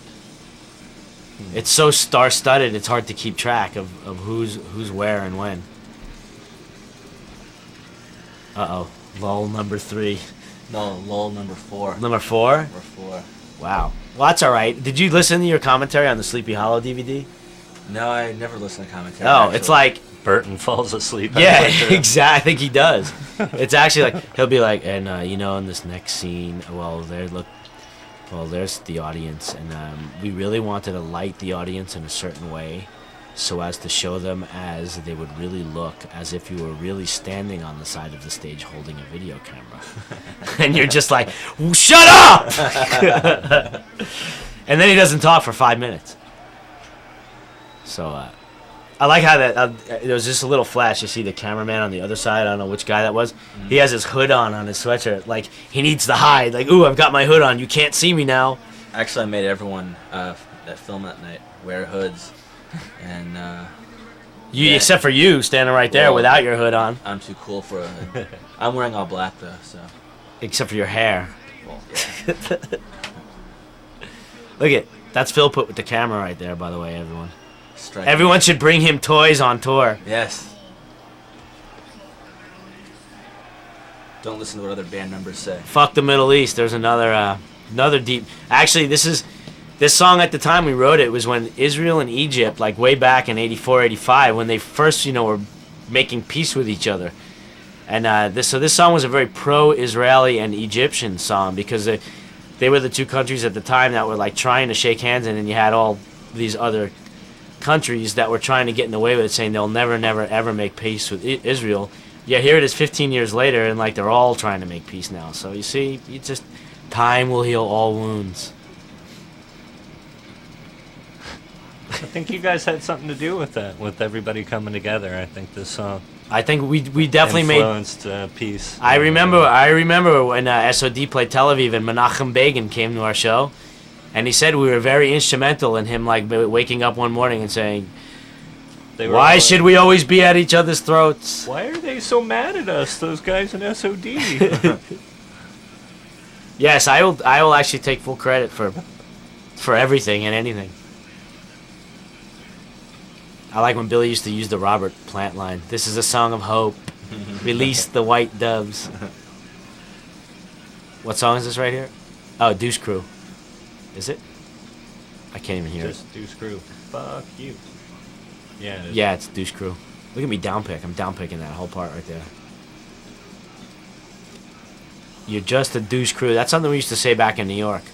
That's early '80s New York term. Just for you'd see people like in like what we consider like the Brooklyn Guidos and people like that. You know, just disco dudes or whatever. Guidos. I don't know if anyone even knows what that means, but you'd see a whole bunch of dudes walking around, you know, and we'd call, oh, look at that douche crew over there. Oh, I always thought it was about a specific band or something, because you say, why do you play so fast in there?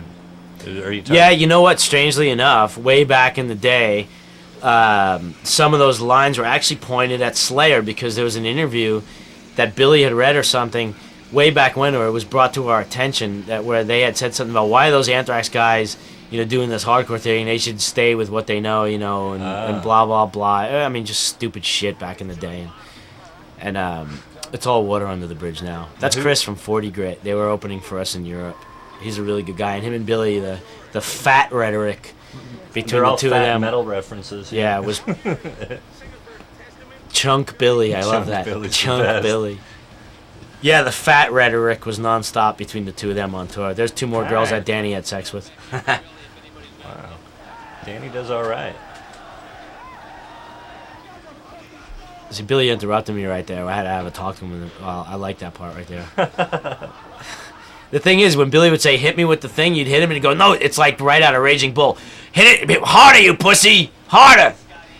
Those are all names we've actually been called. Those captions there, Scott Jan and Charlie Bennett, and like in the press or kids, like we've actually been called those names. I've actually seen Danny Lilka referred to as Danny Lopez. Yeah, he looks Mexican. What does I've the had people ask me if I worked on that show, Mr. Bob. Mr. Bob. Mr. Bob with Show and David. That was in London. By the way, yeah, that was London. That was real. Oh, here's Danny again. That's $200 now. Let's keep a tally. That's our rehearsal room in Yonkers, New York. Oh my God, the story I could tell about this tattoo. Who is it? It was Billy getting tattooed. Oh, that's Billy doing his Mike Tyson imitation. I'll come back to the tattoo. What was with the Swedish metal dude? That guy was from Cradle of Filth. Oh, okay.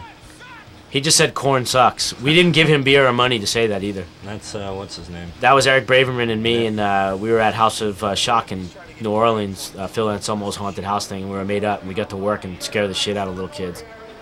I'll come back to the tattoo story when we get back to the music. Was that you, Farts, Phil? Yes, it was. Oh. Who farted? You farted? Yeah, I farted. It was a good one. Oh, here we go. From Milano. This was in Dallas. And Diamond Billy have this back and forth thing they've had going for a little while now. Was that actually in Dimebag's mansion? Yes, this was in the this was in the Vinny, metal room. This was in the Vinny Paul Auditorium in Dallas. Yeah, this was in Dallas, and those guys always come out to the shows, man. And he truly is the world's greatest bartender. They've always, I mean, we've known each other since way back, and we used to get up and jam with these guys like back in '85 when they were doing Anthrax covers. And now look at them. Now I get up and jam with them and do their songs. So you see, everything comes full circle. This was a lot of fun, as you can tell by the gay look on my face. God, look at that. Someone fucking slapped me. Is that a Tenacious D shirt? It sure is. Tenacious D shirt that was lost by Phil Put. He probably just stole it. Yeah, it's too small. This is the best. Pink beard can eating prick. The can references because, you know, goats eat cans for all of you morons out there who might not understand that. Dimebag's the raddest. We love Pantera. Touring with them is a lot of fun. As you can look at it, Charlie, 1985, Lamore's dressing room, and that is Reed St. Mark. And from Celtic Frost, and the shoe collector thing is because he used to have women's shoes all over his drum kit.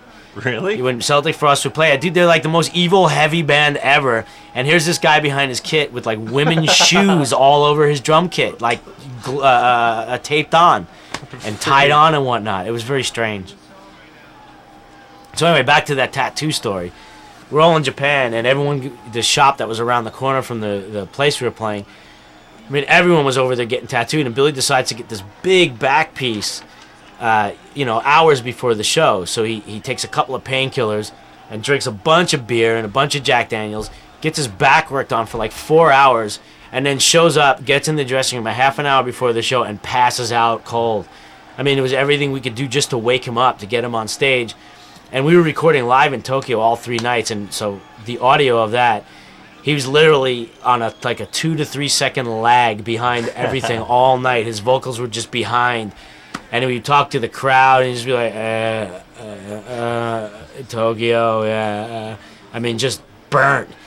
And then he had to go finish it after the show. He went back, he drank a whole fifth of Jack Daniels, finished getting his back worked on. We went out to dinner. We all happened to get back to the hotel at the same time.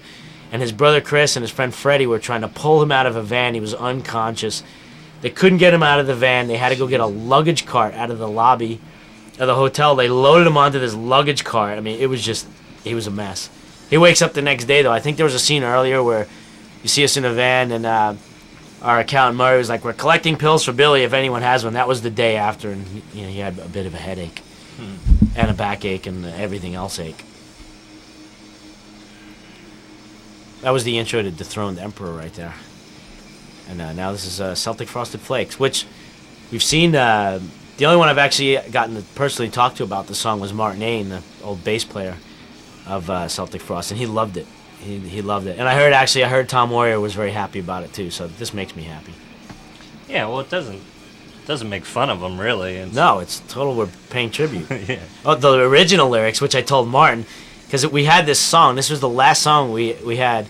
We didn't have lyrics to it. We just had this music, and nothing was working. Anything we came up with, it just wasn't working. And me and Billy were sitting around in the studio one day in Yonkers, and he just started singing these lyrics like, "Whatever happened to Celtic Frost?" Like, "Tom Warrior is pumping gas. Martin Ain's got a big fat ass." and then I just looked. I was like, "That's it. That's the song. Let's go with that." And then I took that idea, and the next morning I came in and I had all the lyrics written to it, and that was it. So I told Martin Ain about that line. He was like, "Well, thank you for at least not putting that line in."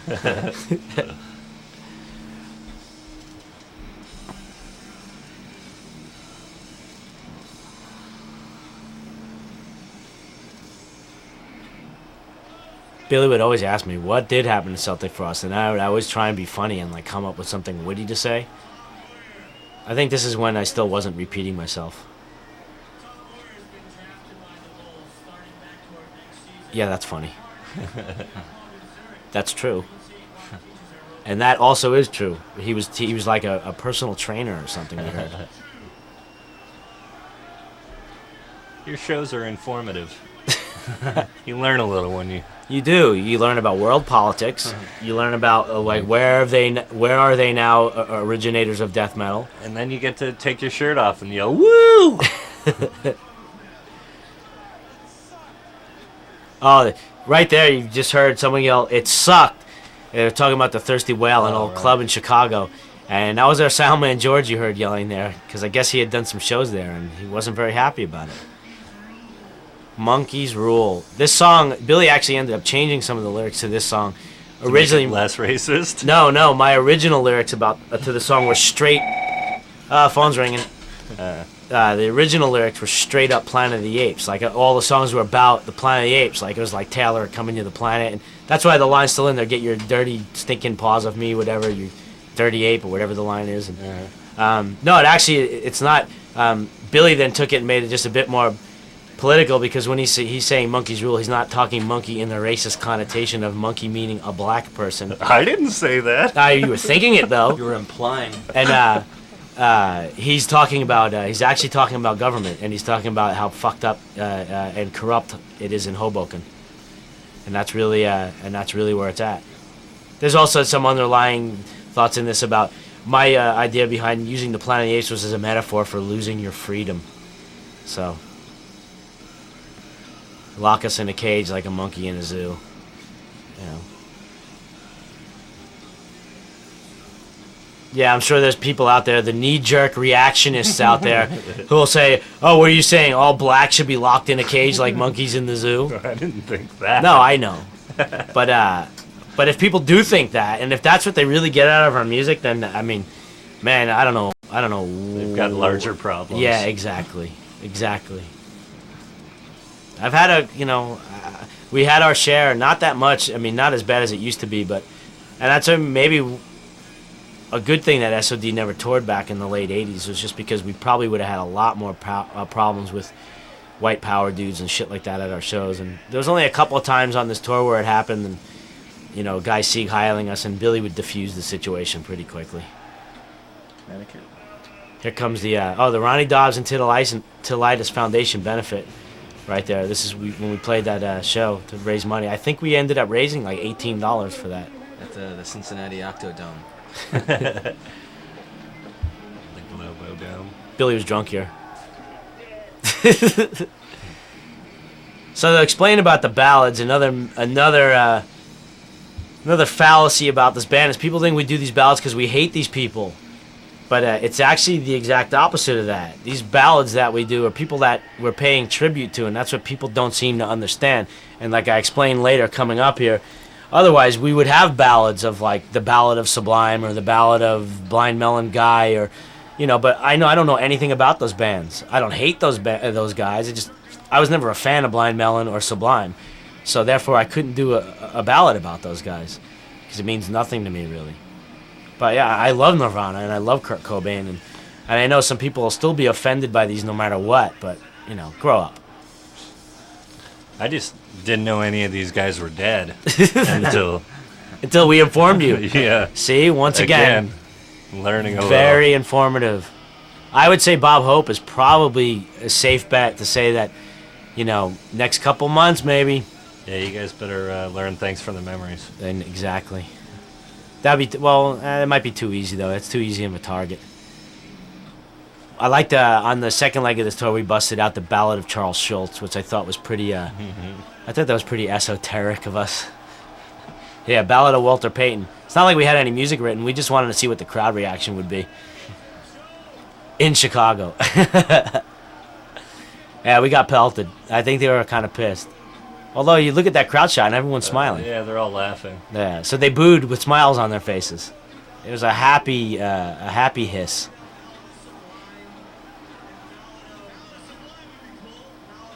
You get this Billy, I guess, is a Sublime fan. See? Oh.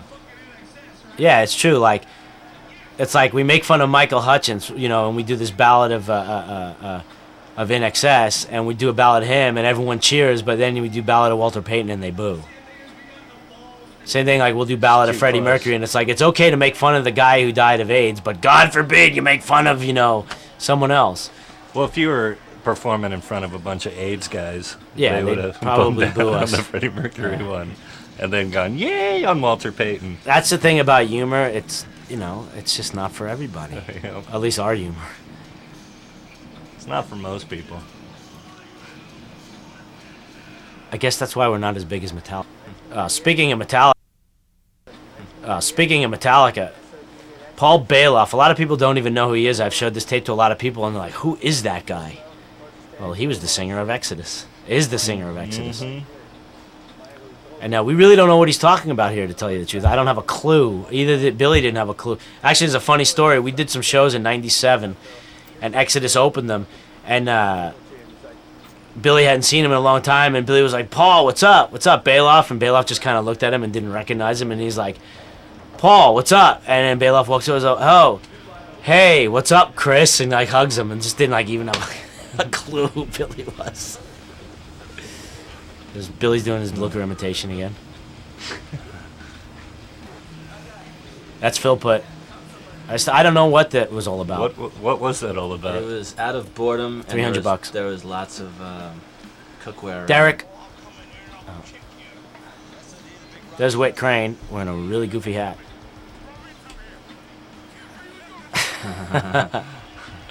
We really like that guy. There's a black bar here, as you notice. Oh, no. Look, we're showing off his 2-inch killer. On the version I saw. Man, that's an image that I'll never be able to get rid of now. That's like up there with the lady from Banned from TV getting hit by a train.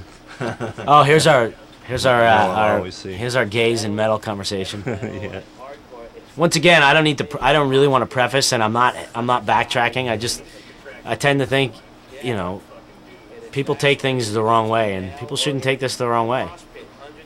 I mean, mosh pits really are very homoerotic when you think about it. I mean, back in ancient Roman times when they would mosh, then they would go in and all fuck each other in the ass when they were done. So you've looked into the Is that subject. true? It's true. I learned Really, that in Professor? I learned that in high school. Back in the ancient Roman mosh. Didn't you see Gladiator? The scenes that were cut out on the DVD. I already saw it. Watch, I hit him hard there. I look at it this way, you know, if you truly were bisexual and you could get down with either way, like it was just as great to you to be with a guy as it was a girl, that would be fucking awesome. I mean, when you really think about it, because it'd be like, fuck, man, to quote Woody Allen, there's twice as much chance for a date on a Saturday night. You're stoked. What's up with Danny's fingers? That's Danny's philosophy on life. Smoke pot, and play brutal music. That's it, man. It's What else do you need? It's a story about that That's barn. enough. Story about what? The barn. The barn? The barn. The barn behind Danny. Oh, because remember the bus was broken down. We were broken down in the middle of Texas somewhere, and Alright. we were waiting for the bus to get. Oh wait, Who's that Kirk. guy? It's pretty rad that we got him to do this, because those guys are pretty famous. He's more famous than a lot of people, and here he is in our little old S.O.D. movie. That's because we go way back. We're friends before music. We're just friends. That's why we can make fun of him like this, and he won't be that mad at us. I'm not gonna say anything mean. What's up with our obsession with monkeys, by the way? I don't know. I think it's just because monkeys are funny. Monkeys and retards, always funny. And dwarfs. And gay dwarfs are really funny. And gay retarded. Yeah. A gay retarded dwarf blowing a monkey is the pinnacle in humor. I know, that is it. When you climb to the top of that mountain in Nepal, that's what's at the top. The top of Comedy Mountain. Then you're done. Oh, man. You guys crack me up. What is this? Oh, Chromatic Death. This used to be the theme song for Headbangers Ball. Yep. One of them, many ones they used to use from S.O.D. S.O.D. as seen on TV, or heard on TV, I should say. Here comes Fist Banging Mania. This is funny. This has an old school lyric in it where we say, "Save that fist bang shit for bands like Motley Crue, or when you come see us, we'll dive on top of you." How stupid is that? Because we were a crossover band. We were heavy metal and hardcore. And you know, back then in the 80s, the so-called hair bands, you know, that was the antithesis of everything we stood for. So fist banging to us was like, you don't come to our show and just think you're gonna fist bang. You better fucking mosh, dude. And you better fucking stage dive. You better fucking get into it, man, or we'll fucking come out there and show you what it's all about. Yeah. That's really how we used to think. That's what's scary. Man. And most of your fans did too. We'll fucking dive on top of you, man. I never once dove on top of anybody. Billy did.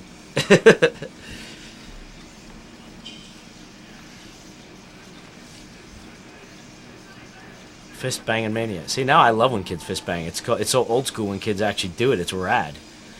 You go to Europe, man. You play some of those European festivals. There's like 50,000 kids throwing their fists in the air. That's you want to talk about Hitler rallies, man.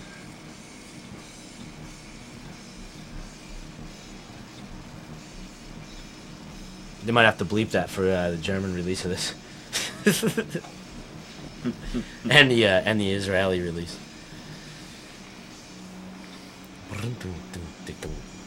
And the special Fairfax edition. Imagine that we're doing this. We're S.O.D. We're gonna have limited editions for your street.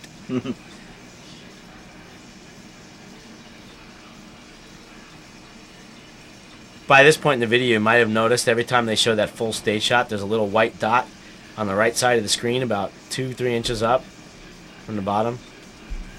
That's there on purpose. We did that purposely. Yes. It's new technology. Actually, with your mouse, if you click on that white dot, it links you to this fucking rad site. So you should try and check that out. Oh, here's some good lyrics. Watch these lyrics.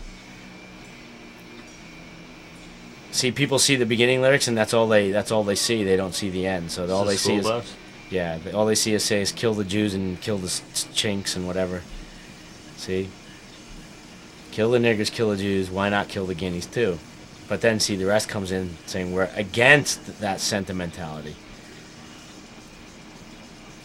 It's just that we use strong language to get our point across. We put the words up because I always like that Billy said it's a sing-along, because yeah, like you're ever going to sing along at Wasabi Contest.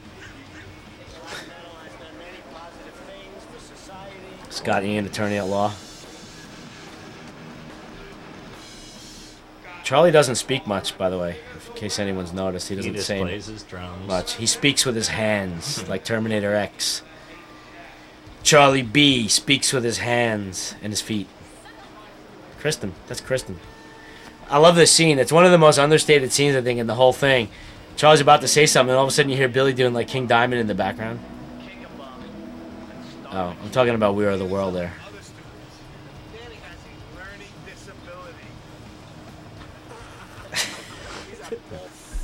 I think he's talking about me here, I'm assuming. I mean, who else would a bald fuck be? So I'm sure he's talking about me. Bilbo Baggins. Is that a joke about your size? I don't know. I guess. I'm bald and I'm short. I don't know. I guess. To be in fucking his guy, head. see, he talks behind my back and we have it on video. See that? This is a true story, by the way. Not that anyone really cares, but it really is a true story.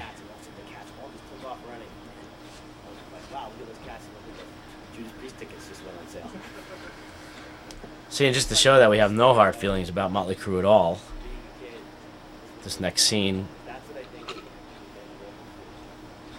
It's the real Nikki 666.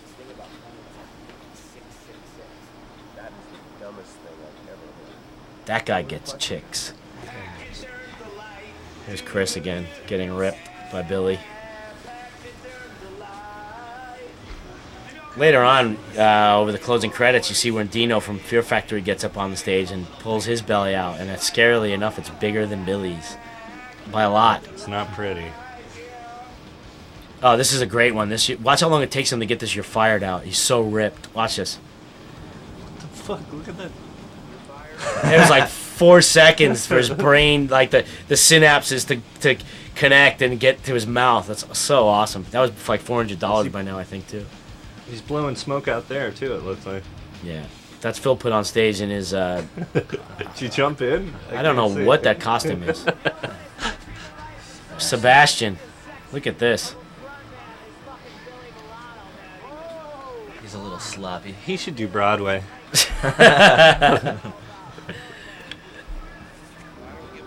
This was in Finland. I love this. He has no idea what he's saying. Played some big outdoor festival. It was actually really good. There's 4 people there. Big festival. Yeah, at Puppet Show at S.O.D. Looks all cool stepping off the plane, but being inside the plane flying is a whole different story. There's Wade again. Where is it? That was in Eindhoven in Holland. I believe those guys were on a hash run at that point. Here we go, 1985 again. Charlie with his... Look at that head of hair. That is a sweet look. And there's the nut grabber. Yes. And amazingly enough, kids like when Billy does this to them. Billy's a very strong individual.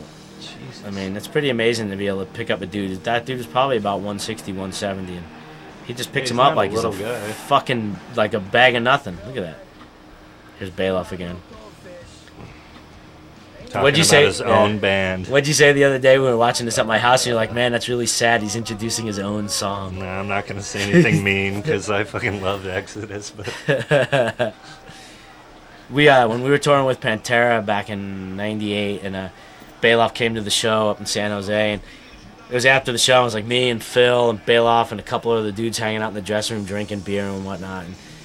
And Paul was getting kind of wasted, and it got to the point where he was talking to us, and we couldn't understand a word he was saying. It just turned into like this. And Phil would just look at me and goes, dude, do you understand a fucking word he's saying? It's like some kind of frontier talk or something. Like I was like, that's it. So that's why when you see in the credits, he's called Paul Bailoff as the frontiersman. Frontier talk.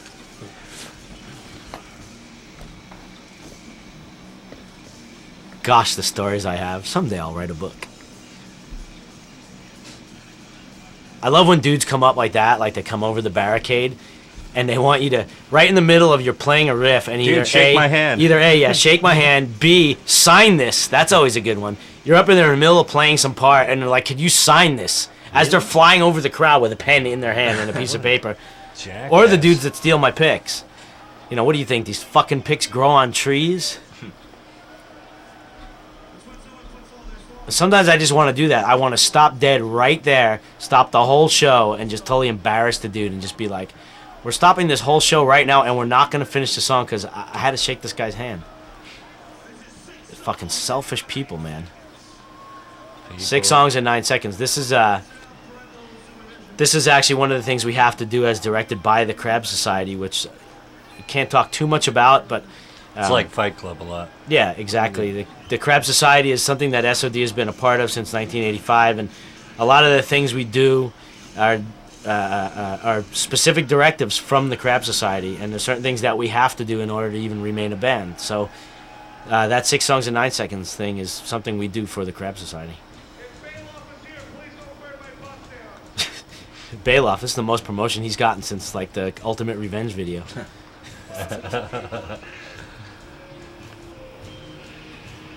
As you can tell now, the scenery has changed a bit, and I can't actually say where this was recorded because we'll get in trouble. Not from the Crab Society, but this was the Ronnie Dobbs Encephalitis Foundation benefit. And for those of you maybe not familiar with the encephalitis, maybe Brian could shed some light onto that. It's from a Jackass sketch on Mr. Show. It's a fake bullshit disease that we made up. And we got like 1,800 kids to come to our gig, and pay money to come see us and put it in our pockets. Just kidding. It really wasn't a foundation benefit. It's just we couldn't say where this show was at due to licensing fees that they wanted to charge us to use this video. So we decided to come up with our own name for where we were playing, and being that we're really big Ronnie Dobbs fans, we figured we would give him props. He'd love it. If he was still with us today. That's right. Oh, he is. He faked it. This song, Evil Is In, was about a practicing Satan worshiper who actually, his day job is Burger King. So, you know, real guy? Or? Well, just, but Billy, the whole idea behind the lyrics was like, you know, just this guy being just all fucking black metal evil guy, and I'm the evilest dude in the world, and I dress all evil, and I'm dark, and I listen to fucking whatever bands from Sweden and Norway, and I'm an evil dude, but then I got to get up in the morning and go back to my day job at Burger King. Everybody has to work, man. Exactly. Sweeping up at Burger King. Here comes the line. I just like the juxtaposition of, you know, from burning churches to sweeping Burger King. Lilker really seems to love yelling Satan. He seems to really relish it. Evil hell, Satan, goat, cheese, pickles, onions on a sesame seed bun. That's one of the best lyrics on the whole record, I think. I love this right here. Mike Tyson. What's that character? Because he would go, it's ludicrous. So we called him Ludicrous. Who's that guy? That's Bill Philpott's best friend. There's me doing a Tenacious D song. That was Steve from Skin Lab. Oh, okay. There's Danny. Here's me and Brian acting. That guy should get more work. I set you up pretty good. Yeah. Here's Charlie's favorite thing about touring with Billy. Now this is funny. We actually did this in Japan. I signed the piece of tuna, and then Freddie brought it out there, and we actually did sell it, although he asked for 120 yen, which in dollars is $1.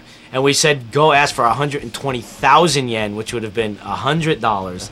But he asked for 120 yen, and they sold it, and we got 120 yen for it. I wouldn't want to be those people that Billy landed on. And what are you talking about here?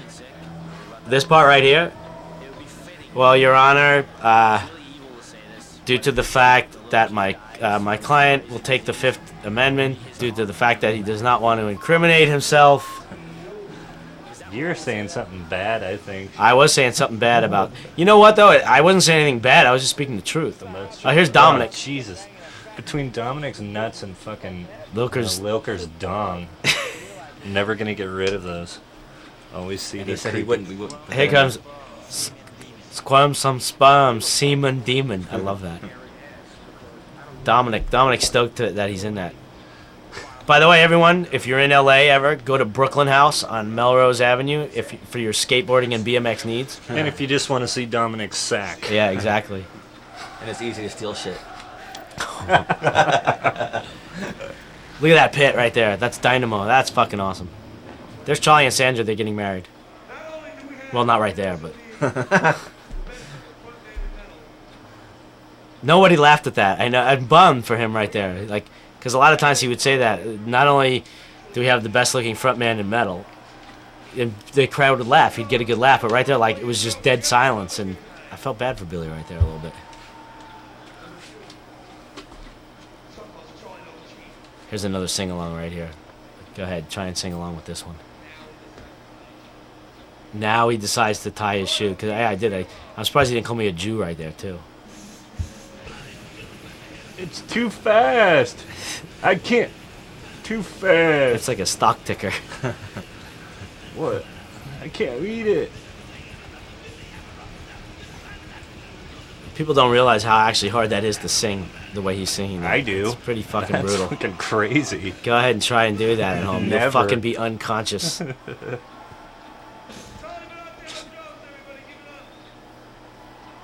This was actually, although the city will remain nameless, that was actually, that and Chicago were the two best shows on that U.S. tour. This was in London, England. We had the whole the whole European tour. We were collecting tea bags everywhere we were.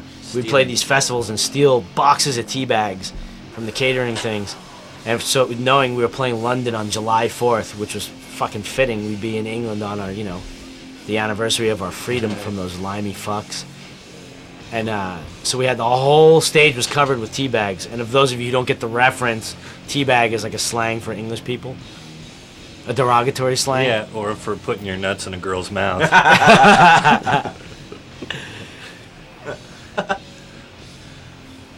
And that guy wanted to help out, so he came on stage and Billy poured like a gallon of milk over his head. And boy, did it stink. This is this song actually, a little history on this. 1985, when this was written and stuff. This is one of the first times the blast beat, I believe, was ever done in a song. Just for for you death metal and black metal people out there.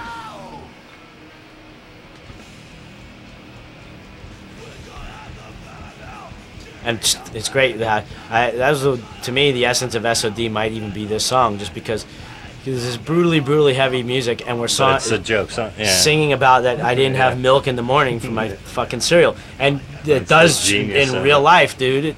That you get up in the morning, you're beat. You really want to have to go to the store to go get milk? Fuck that shit. It's a true life. It's funny because it's true. Yep, Homer. Look at that guy in the side there. He's got a bald spot. I should talk. Is that Kronos next to him? You see that dude's super straight hair. So since this is just the practice run through, we'll get it a lot better the next time through. We'll have to Yeah. do this at least 6 times. Yeah. Actually, this is the 4th time we're going through this, so you should have heard the first one. We talked for like a minute, then we didn't say anything for a minute, and then we just started over. Yeah, it sucked. Not funny. What was that? Huh? What are you shooting up there? Ooh, he's got a laser pointer. You could talk. That's Kevin sitting in the room with us. Kevin O'Regan, the editor. He's being really quiet. Is this one on? I love that graphic, by the way, and the colors behind it just is what makes it. Trademark too. Fun facts, trademark. We gotta tear this apart. Yeah, this stuff actually isn't that fun. These Well, facts. But I know, but you know what? Though I have to say this in defense of the interview part. I think it is very informative, and B, the way Kevin cut it together, rather than just me sitting there for 5 minutes and Billy sitting there and Danny and Charlie. It's the way it's cut together, where we kind of finish each other's sentences. I think definitely makes it flow very well. Yeah. I mean, people want to know this shit. Yeah. For whatever reason, and You know, I mean, if you don't know how this band started, this is about as good of a history as you're ever going to get. With a free barn included. Exactly. I seem like a serious interviewer sitting next to you. I know, right? Meanwhile, we're sitting there talking about, you know, what happens when you lose a fight to a midget. What happens when you lose a fight to a midget? You'll see that soon coming up. There's a scene coming up, and you'll see what happens. Lilker, and that was at the backstage. The outside the Standard, right? Was that the Standard in, Yes, in that LA? was Standard. See the way we finished that was just perfect. There I am, the metal Matt Pinfield.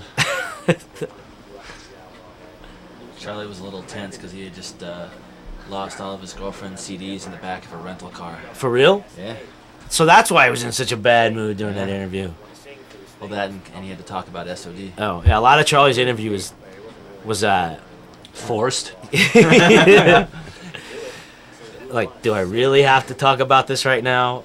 I kind of want to go to Golden Apple Comics or Tower Video. I want to hit something with the stick.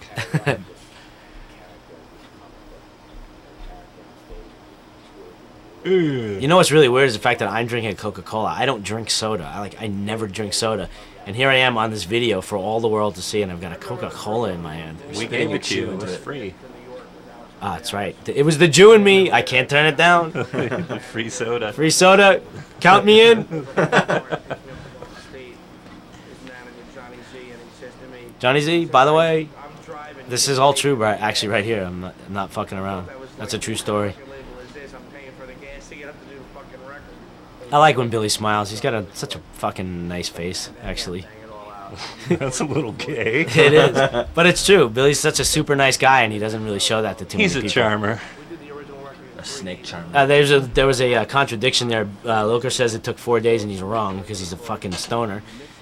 It was 3 days, like Billy said. We recorded on July 2nd and July 3rd. We took the July 4th off for a barbecue, and then we mixed on July 5th in one marathon session. Was he a stoner back then when he recorded the first one? Yes. So imagine makes 15 total years sense. later. 15 years of damage.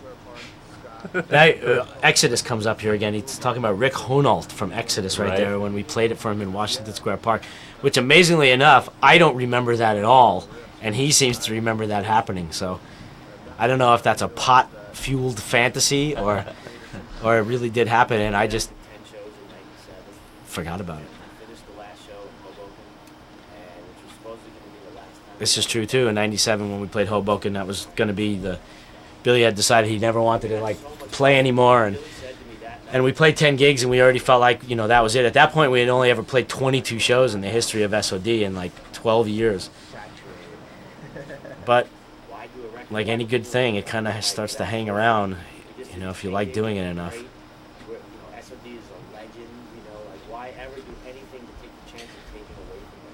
I only say S.O.D.'s a legend because that's what people tell me all the time. No, you're right.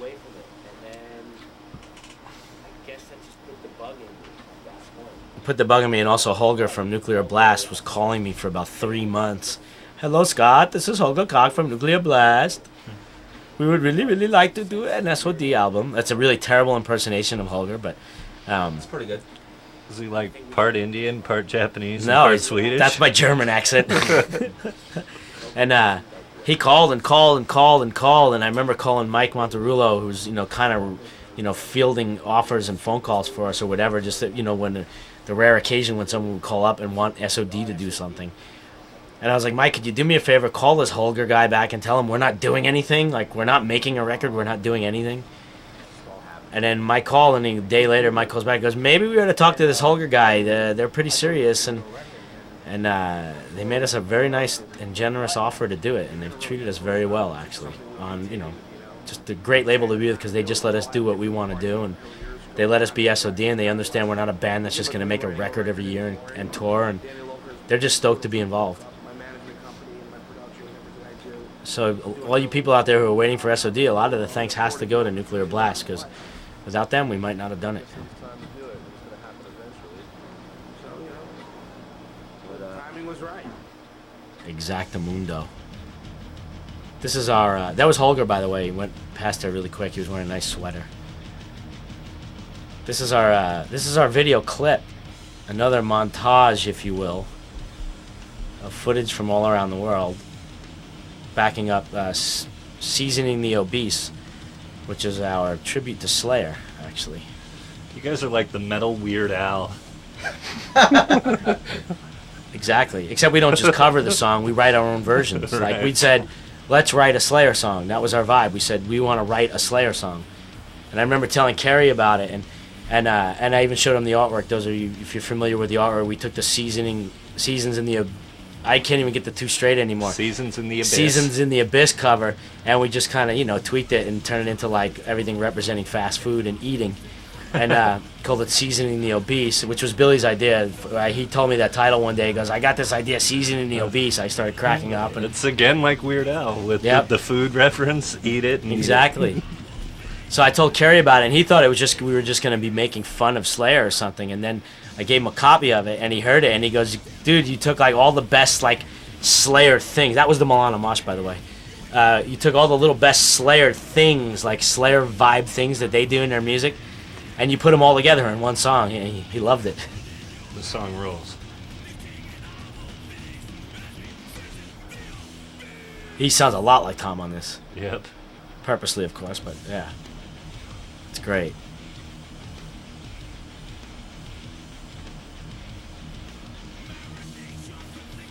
I mean, imagine the ultimate tour would be S.O.D. and Slayer. What a show that would be.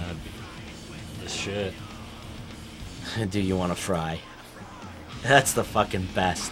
It sounds so much like Tom. And we nail these leads, man. That's me. That's my lead, and then Local plays the second lead.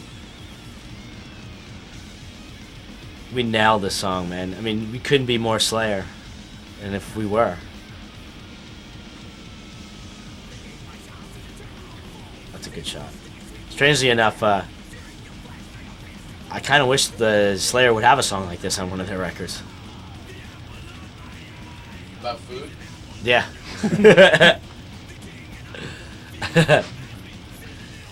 Devil's Danish. The new record by Slayer.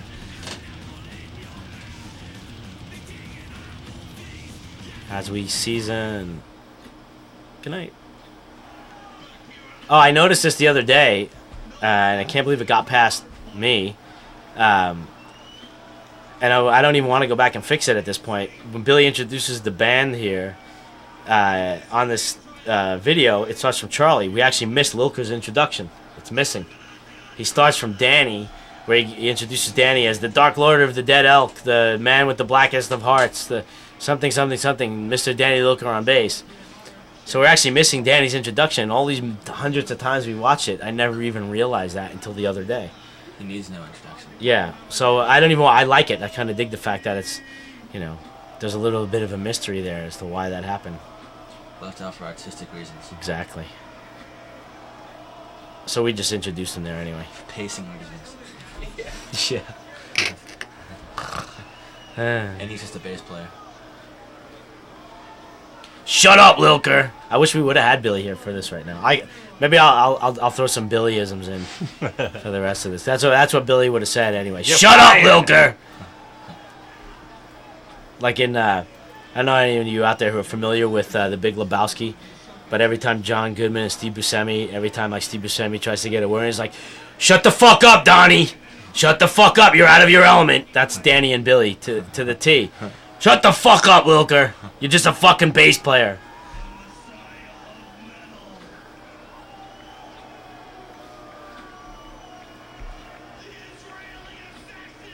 The Israeli. I like the Matzah Marauder. It's like this Israeli Marvel comic superhero. The matzah, I throw matzah. I have steel matzah that I throw and it cuts your head off. People have asked why we played that Carry On My Wayward Son riff, and it's because I actually wrote that part for Kansas, and we've been litigation for years, so I play it. The guy with the eye patch stole it from you.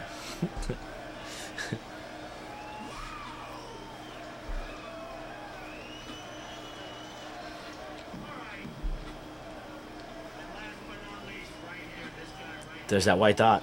See it?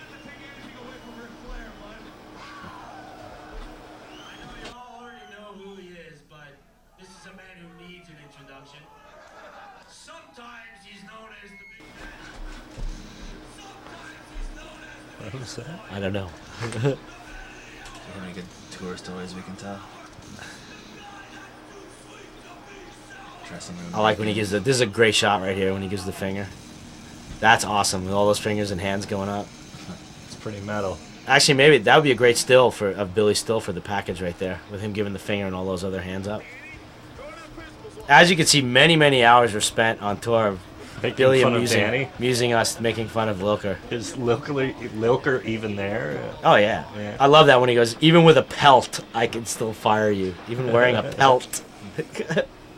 Here's what happens when you lose a fight to a midget. Patton Oswalt, funniest dwarf. This scene pretty much speaks for itself. I think that guy was holding up his hands to show the size of Lilker's dick.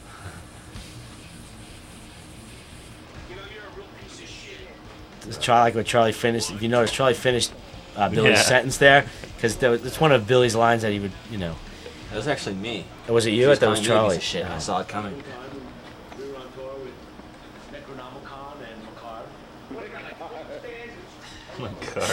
Macarb. Listen to Bill's gay scream here. It wasn't really I guess it was a scream. He like squeezed all the air out of you. That's what it sounds like. He did. That's the only noise I could produce. Oh, Jesus. I had my English teeth in. Is he going to deep throat that? This is the best. Paul. That's the best. Hello, Mrs. Stanley? I don't really know of any particular story that's amusing other than the fact that people really think this is a band. You should be on Broadway. That's the funniest story I've ever heard about. Yeah, him and Sebastian should. Aren't You Hungry? Here's a song with many incarnations and reincarnations. But this is actually the original version. Some of you may know it from Anthrax, Imitation of Life, and some of you may know the Aren't You Hungry version that S.O.D did on their first album. But it was originally an S.O.D song in 1985.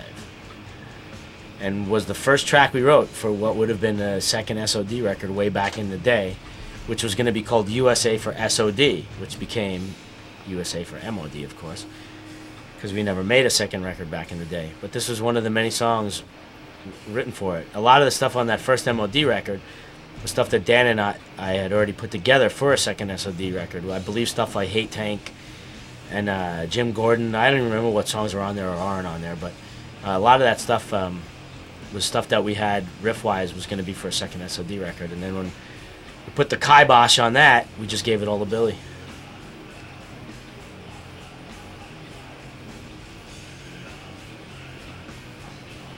I love this intro. I think it's one of the heaviest parts that we ever had. This and March of the S.O.D, of course. See, on the Anthrax version, that's where we changed the riff to some really lame part, I think, truthfully, but this is the definitive version. That was my, like, kind of documentary right there.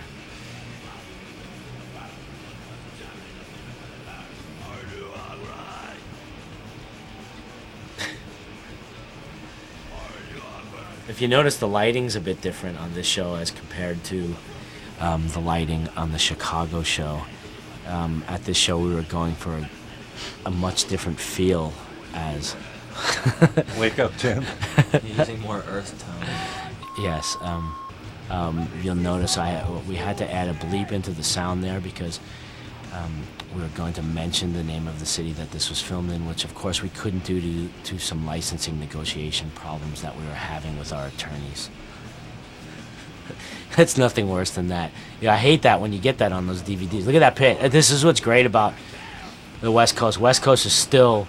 Well, I just almost gave it away. Well, now you know it's on the West Coast. But anyway... Maybe. Yeah, maybe. Those pits are the best because they still go in a big circle. And you can still go out there and do your thing and dance, and it's not just a big fucking dick jock fest. You go in there and you got 9 guys coming at you from every direction, just punching the shit out of everybody. Like L.A. L.A. pits are pretty fucking retarded these days. They are. And they used to be good. Even just up to a couple of years ago, they still had the circle thing going here, but they blew it. At the punk shows, they still go in a circle, but metal shows, forget it. It's retarded now. I've seen it, and then there's dickheads goose stepping and. Oh yeah. This show in particular it was a big giant floor. This place, with like a balcony and the floor. I mean, it was just fucking packed in there, and at some points the whole floor would just open up into this giant pit. It was insane. Where was the old show you told me about that somebody had a bicycle chain in the pit? That was back. That's not on this tape anymore. No, that was actually it was a Suicidal Tendency show in New York way back in like '85 or something like that we were at. I think it was at Danceteria in New York, and this guy was running around the pit, some dude in a leather jacket, like leather pants. Totally didn't belong in the pit. He was just in there to be a dick, and he had a bike chain. He was swinging, hitting people, and Billy was up on the stage like watching Suicidal, and I was in the pit, and Billy like saw what was going on and jumped down into the pit, grabbed the chain with his left hand, wrapped his hand around it, and then pulled the guy in. And as he was pulling the guy in with his right hand, he punched him as hard as he can. So it was like when two cars hit each other at 60 miles an hour. So the punch was like twice as powerful, which was pretty fucking amazing. Oh, this guy was out cold.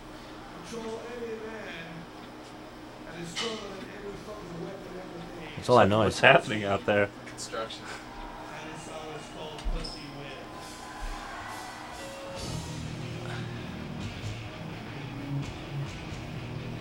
I think everyone could identify with this song. So much. Yeah, it's a good one. It's one of my favorites. See, look at that. They're moshing there, and we're not even really doing anything yet. Danny Looker's got a six-pack on the side of the stage. Yeah, 12-pack. Look at him looking at me. What's going on here? Billy always trips out on my head. He grabs my head and he'll start pinching the skin on my head. And he's like, "You have the weirdest head, dude." I'm like, "What's wrong? I don't have a weird head." I don't know. He trips out on my head. He wants me after I'm dead, if he's still alive, he wants my skull to put on his desk. I was like, all right, it's all yours. If that happens, you can have it. If he kills you, he can just take it. Exactly.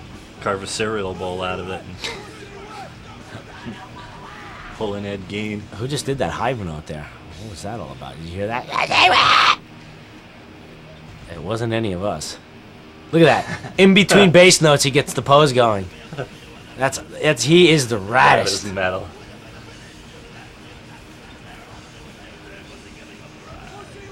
I give Billy a lot of credit, man. That shit is so hard to sing, and this is over an hour into the show, and it's not easy. It really did take a lot for him to get up there and do this day in, day out. We don't take no days off on S.O.D. We play every night, and physically in the band, it definitely it's the hardest on him. I mean, stuff's not that easy to play, but to play guitar is a lot easier than be up there and have to sing that shit every night.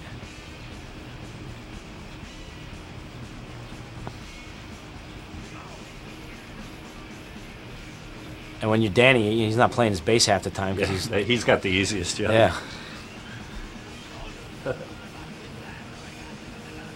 I mean, if I did this, I'd last for 2 shows, and that's it. I wouldn't be able to speak anymore. I couldn't get through one song.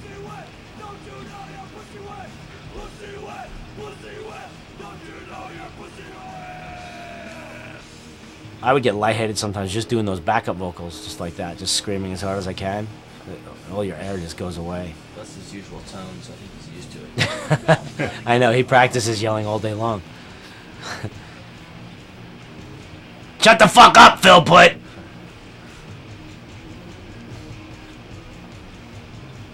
Freddy Krueger. I remember after we did this song, and then we got to take pictures with Freddy Krueger way back when for Fangoria magazine. I remember that. Our friend Bob Martin was the editor of Fangoria, and he set it up for us to actually take actual photos with Robert Englund. And we went down and we watched for 2-3 hours while they put the makeup on him. And I think it was actually the guy who did the makeup back then for Freddy Krueger was Kevin Yeager, who did all the makeup and visual stuff for like Sleepy Hollow. He's a huge visual effects guy. I remember meeting him way back then. And we got to take those photos, so of course we thought that, oh, this is going to be great. They're probably going to use Freddy Krueger in the next movie, which ended up becoming Nightmare on Elm Street 3, The Dream Warriors. Instead they got Dokken. Instead they got Dokken, which at that point, from that point in time, Freddy Krueger officially became a fag. Yep. After that, because we were just like, fuck that fag with his Dawkins song. Yeah, you're evil. Dawkins is your theme song. Mr. Scary.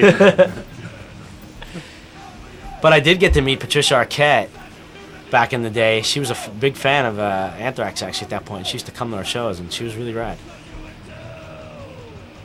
That was her first movie, Nightmare on Elm Street 3. Her brother's shirt is funny. Both of them. He cracks me up. You're just jealous that you don't get to do those commercials. Pop. On his sweater, on his hat. A little bit of both. Me and Luca have a little inside joke there where he does this little octave on his bass right there, and I always go out of my way to play the most wrong possible 2 notes I could possibly play to match with the notes he does, and he always gives me this look.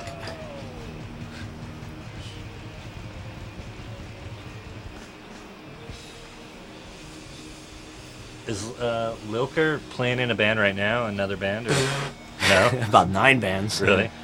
Well, he's got a band called, I think, called Ravenous, which is his kind of brutal death metal thing, and then he has Hemlock, which is his black metal thing. And I think he's doing a project with Joey, the drummer from Slipknot, which is going to be a grindcore thing. And those are the 3 I know off the top of my head. Yes, Danny's always a very busy man. Very high in demand in the world of metal. The ambassador of metal. Here we go, United Forces. So this is the end of the set.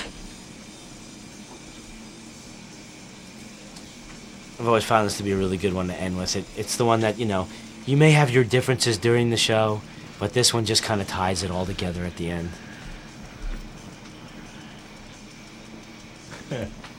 So one little tidbit of information here, if you notice on the lyric sheet, if you do have the old school lyric sheet of Speak English or Die, we say that in the lyrics it goes, it doesn't matter how you wear your hair, it's what's inside your head. United for, what was it? Skinheads and bangers and punk stand as one, cross over to a final scene. That's what it says in the lyrics, but on the actual record he's saying skinheads and bangers and punk stand as one to kill the peace punks. Because back in the day at CB's, everybody, the one thing the punks, the skinheads, and like the long hairs all agreed on was we hated the hippie punks. Everyone hated the hippies. Who is that guy? He was just some guy who got up on the stage. He was a crazy fan, and he turned out to be Crazy Dave. These guys always have names. They're not just Dave, they're Crazy Dave. And he was just nuts. He was in the crowd having a good old time, and he ended up getting on the stage, and then we seen him like the next night in Milwaukee. And then we saw him on the Anthrax shows on top of the crowd, and the guy's just a fucking true hardcore fan. And he made the video, and he's even in the credits. He just made his life. Yes. I hope so. I had gas. Oh my god. You don't feel so good there. Fuck no.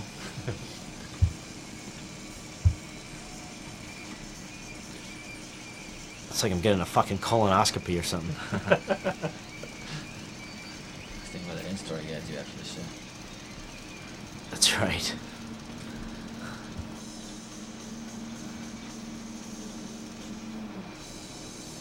Ah, there's something so satisfying about that last E chord of the night. That's rad. Here's where I get all gay with the audience here. Yeah. It was Chicago, though. We do have a certain respect and love for the Chicago audience, just since day one, going back to old Anthrax days. And Chicago's never ever let us down. I mean, every show we've ever played there with Anthrax or S.O.D. has always usually been the best show of the tour, hands down. So, I mean, we came back there just not even 3 months later with S.O.D. and played the Metro and sold it out again. And actually, the second time at the Metro, I thought was even better than this show, which was pretty amazing. It's always, Chicago's always amazing. Yeah, 2006. If we follow our Crab Society directive, the next time we'll actually be able to release a studio record would be 2006. Here comes our credits. You might notice that it took a lot of people to make this thing possible. I mean, it may not look like it, and you may look and say almost as many as it took on the Matrix, right? Would you say that? You know, you have no idea how hard it is, to get a tour like this off the ground and running, and all the behind the scenes and the people that make it possible. We couldn't do it without all these people. I mean, look at these names on this credit list, because without these people, we couldn't have made this tour happen. So check out these names, and if you're in another band or something, you might want to hire some of these people to do stuff for you too. So check out some of the names. Especially Snowella and Queenella Bobo. Yeah, they're great. They went above and beyond. Yeah, they're pretty good at what they do. Yeah. There's Crazy Dave. Yeah, Crazy Dave. Crazy Dave from Chicago. He was Crazy Dave as Crazy Dave from Chicago. There's the cameos. Bobby Bobley was... Yeah. He's he pretty ruled. good. He was fucking great. He was hilarious.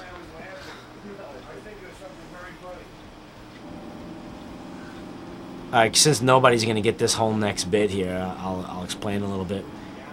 Billy's good friend from when he was a kid, Anthony Ferrara. They have this thing where Billy calls Anthony the advocate of the stars, because Anthony will come up with like these situations and then these arguments of things just like this, like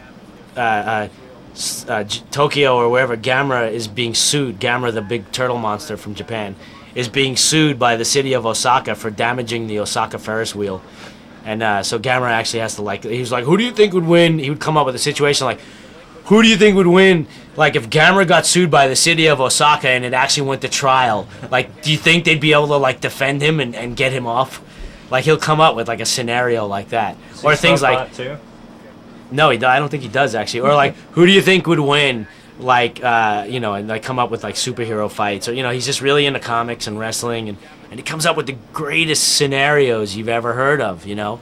And so we would just go off on these things, just riff on them forever. So I'm riffing on the whole Gamera. Actually, I took it to the extreme with this Gamera thing, and I am the lawyer defending Gamera in court right now, because they're trying to sue him for millions and millions of dollars for damaging Osaka Ferris wheel, where actually it was Ghidra and Rodan, and they were framing. This is all off the top of my head, so it's a little, It's a little raw. I was out of practice. I graduated law school, in '87, so I'm a little out of practice here. Jeanette Dunwoody. Yes. She was a joy to have on the set.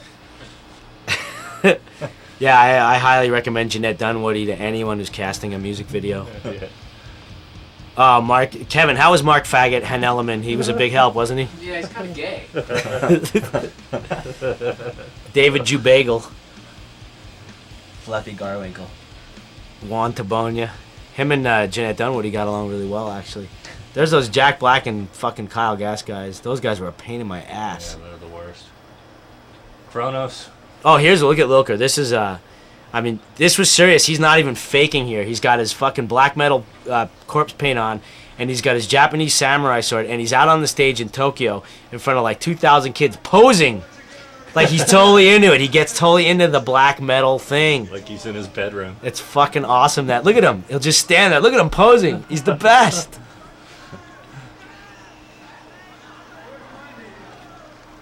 Black metal rules. Morgangeline the fucking moron. Yeah. Without whom. Matt, I hate Mondays milling. he was cool to be around except for on Mondays. He's kind of a bummer on a Monday. It's a personal thanks to my assistant, eBay. eBay, yes, and I must say a personal thanks to mine. There's Dino's belly, by the way, for all of you who want to see that. Yeesh. May Kurzmark, man, without her, I never could have gotten through this without her. Very pleased. He's a rapist. I think Fear Factory just lost every Korn and Limp Bizkit tour they're ever going to get right there.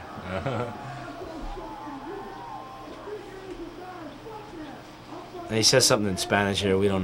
I don't know what it's something he says here. He pissed off Puya right there. I think he was talking to Manuel Labor. And then Billy comes back with his taco burrito, whatever.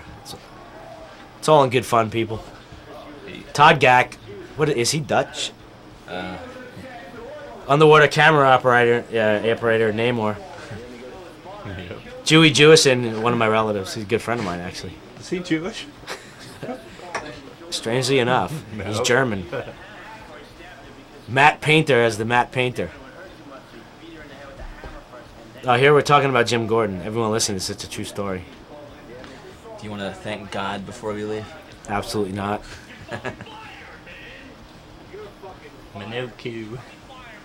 Jesus actually had nothing to do with this at all. Jesus is watching the... He actually frowns on it. Jesus was watching a rap video or something while this was being done. He was helping Puff Daddy make a record. Exactly. We should thank Holger. Yes. Well, wait, let's let this... This is the last year. Well, we could just keep talking anyway. Yeah, we definitely thank Holger very, very much for making all this possible for us. Holger, you've made our dreams come true. We can keep talking on the Fast Times DVD. Cameron Crowe talks for a good 10 minutes after it's over. Does he, for real? Yep. Yeah, we can.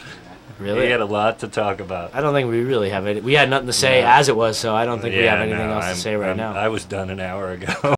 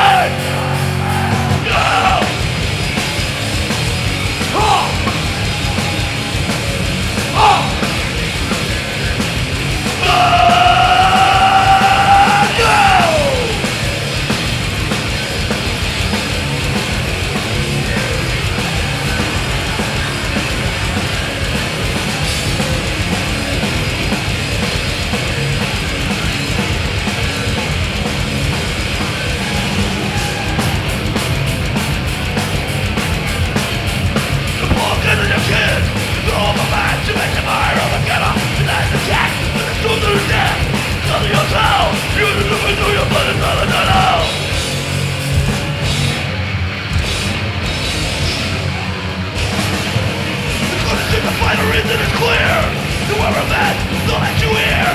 If you want to continue exist, S.O.D is coming! Alright!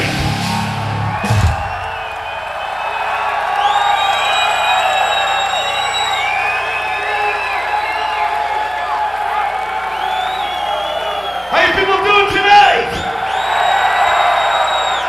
We are S.O.D from New York City. We're very happy to be here. Finally, after 14 fucking years.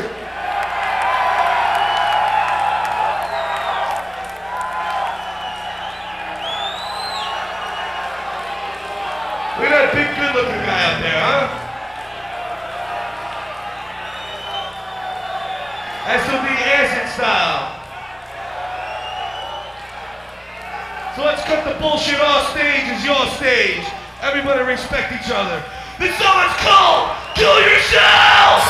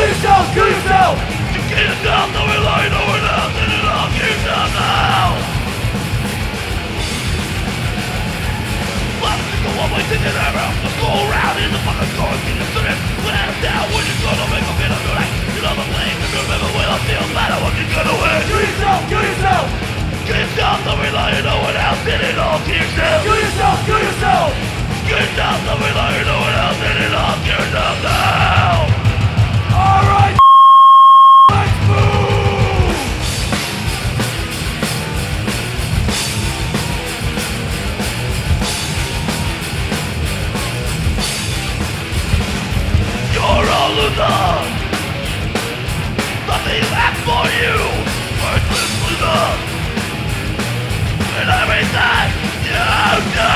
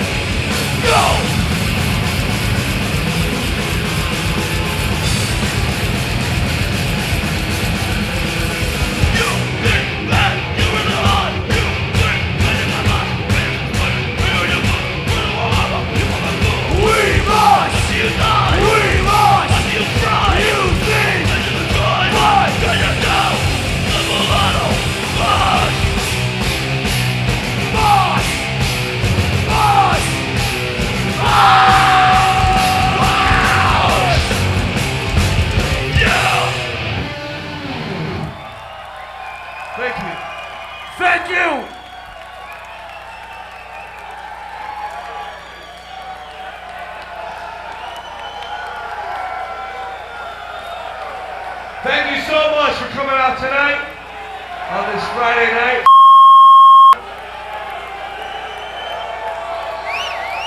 We are very happy to be playing for you people. More importantly, we are very honored that after 14 years you would still remember a bunch of fucking knuckleheads like ourselves who did a record, a one-time record back there in 1985 called Speak English, Yo!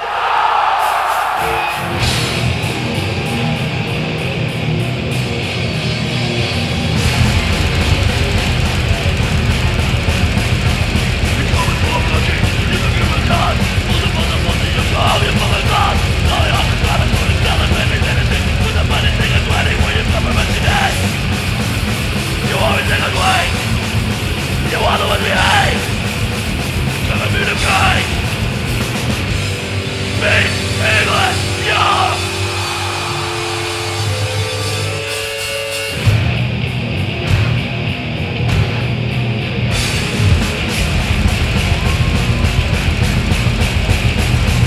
You don't know what I want, you don't know what I need. Why would the people now can you fucking read? Not fucking like, what can you feel like me? What's the thought on your head, you dead? You always live in white. You are the one behind. You're a bird of time. Speak English, yo!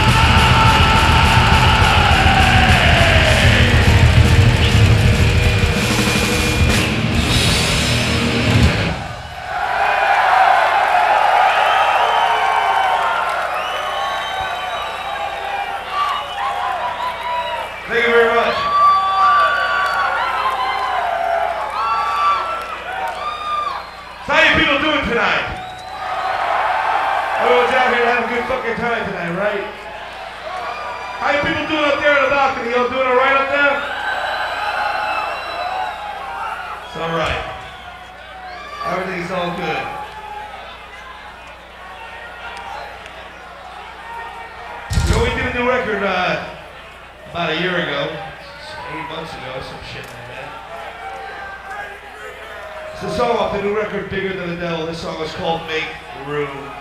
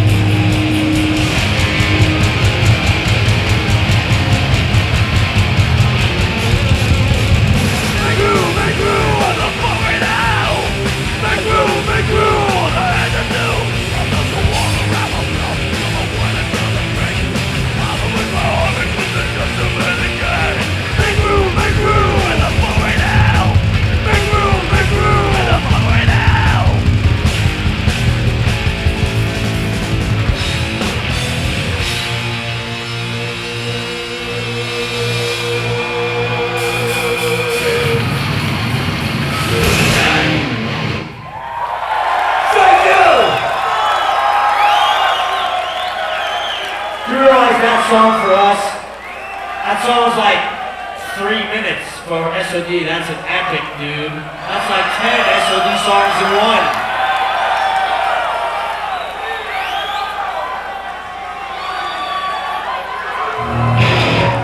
So what's up? You want to hear some more shit or what? Because that's all you motherfuckers that are sitting here about those Arab and those motherfuckers camel jockey people. Those fucking people out in the Middle East. So it's called Fuck the Middle East. Love song.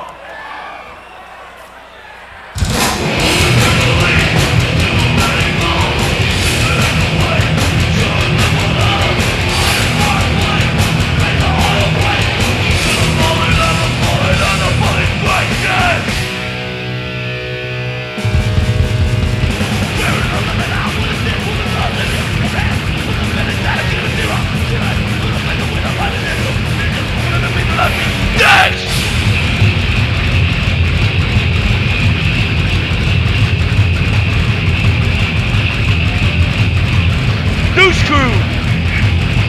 Why do you play so fast? If you think you will last, you're just fools! Trying to be something that you're not! All you do is still are here! We run!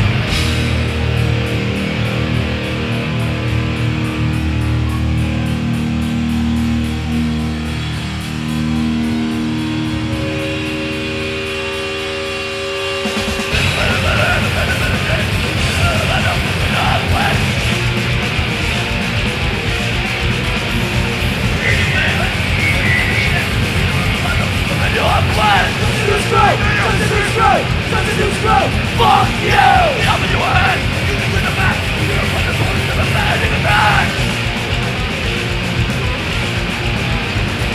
Wearing all the YouTube looking like a bunch of telephone and all the people from LA will shut up around the house! New screw!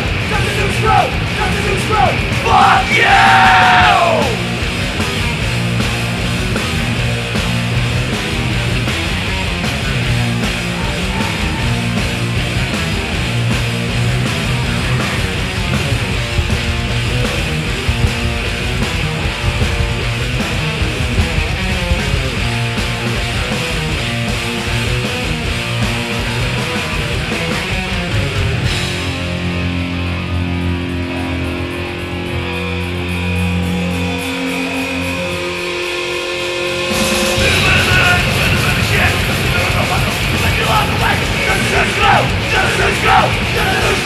Fuck you!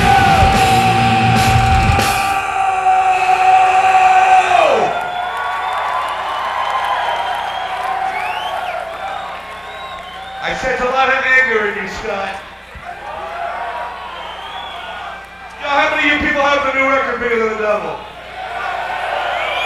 You know, we did a song on that record. It's kind of an ode to a great band from the 80s.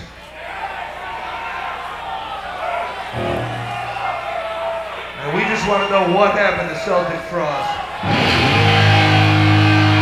Oh, it's called Celtic Frosted Flakes!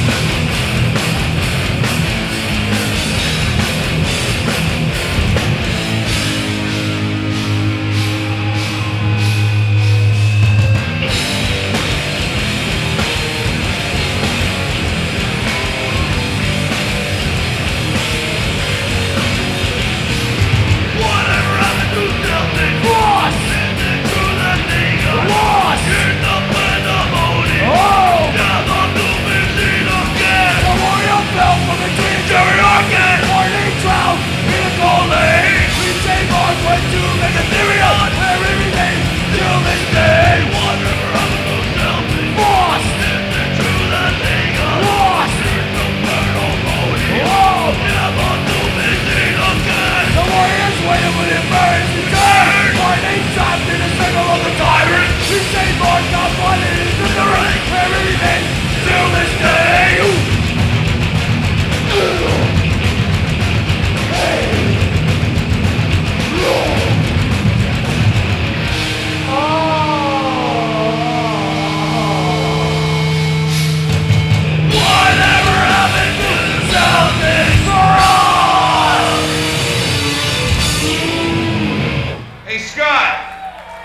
What? What happened to Celtic Frost?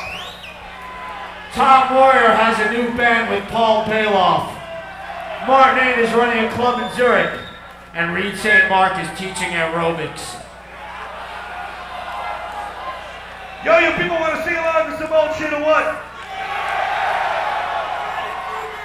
You know, all these big power bands from the 80s, which is where we basically come from, the 80s, have songs they write about being away from home and missing their women and all this stupid shit about, I don't know, about being in love and missing everything. And these songs that they do are called ballads. Now we have ballads too, which are just about people that are fucking dead. And so here's our ballads. This is the ballad of Jimi Hendrix!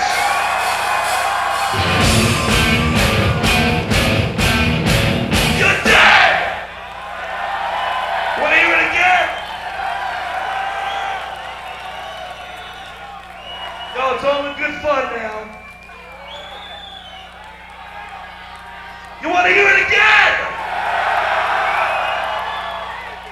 See, we can do it again because he's still dead. The ballad of Jimi Hendrix. Let me hear it! The ballad of Jim Morrison.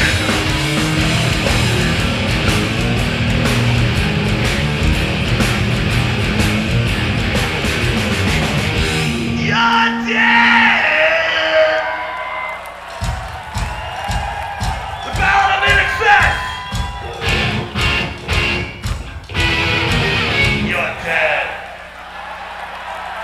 So it's a good idea while you're jerking off not to hang yourself.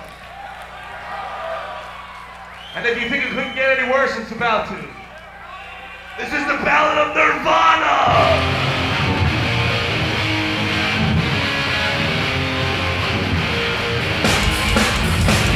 You're dead! So Seattle. By the way, we will be playing that in Seattle in about 4 days. I'm gonna paint down Rusty Cage. Fucking coffee drinking, heroin shooting, grunge looking dirtbags. You think? You know what you got? Alright, Bill. Let me see what else we can do. I said, fuck me. Well, this is. Fuck to me? No, fuck to you. Yo, my town, Hoboken, New Jersey, is famous for 3 things. Now, ladies, don't squint. I really am this good looking. Number 1, it's got the baddest, most good looking motherfucking front man for heavy metal in the world. Myself. Remember that? Give it up for the Big Daddy. It's famous for baseball because baseball was invented in Hoboken, not Weehawken. And it's famous for this next dead motherfucker. This is the ballad of Old Grey Eyes. The song is called The Ballad of Frank Sinatra.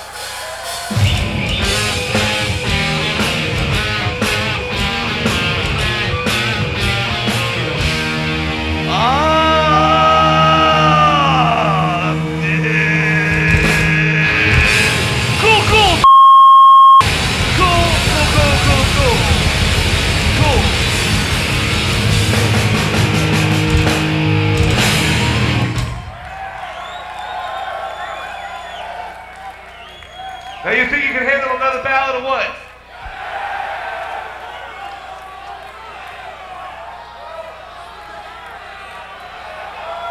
Shut up. This is the ballad of Freddie Mercury.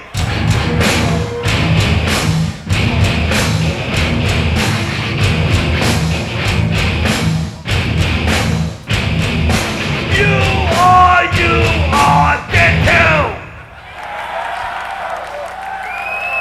Yes, we are all going to hell. Wow, I think these guys are pissed. You guys are actually pissed off about these songs, huh? We got a bunch of Queen fans tonight, huh?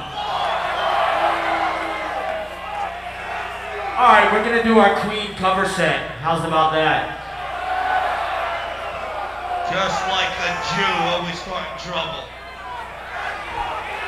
Not too much though. Not too much trouble, just a little bit of trouble.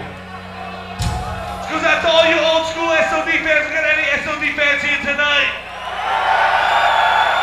Yeah, right. I love meeting people on the road when I'm on the road. You know why? Because I meet people that say the weirdest shit to me. This ain't no bullshit. I know people that say to me, I saw you guys in Japan at Live at Budokan. But we did that in New York City. Live at Budokan was in the Ritz in Manhattan. But this guy was at that show. I'm like, you must be our biggest fan. So this goes out to that fucking knucklehead. The song is called Crew Medic Death.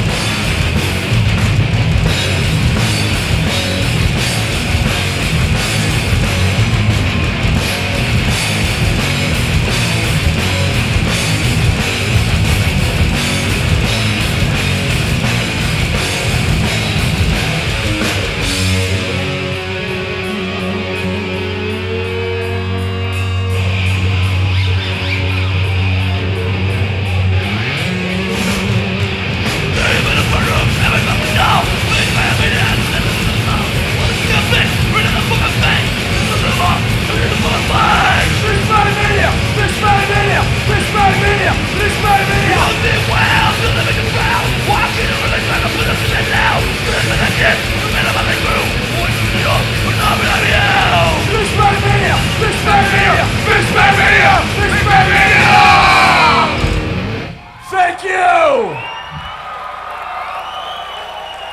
How embarrassing, I dropped my mic.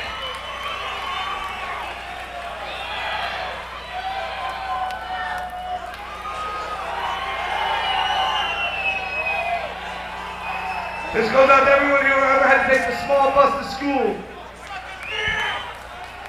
Because you know who takes the small bus to school, right? The retards take the small bus to school. But all seriousness, this goes out to all you fucking ignorant people. This song is called School Bus.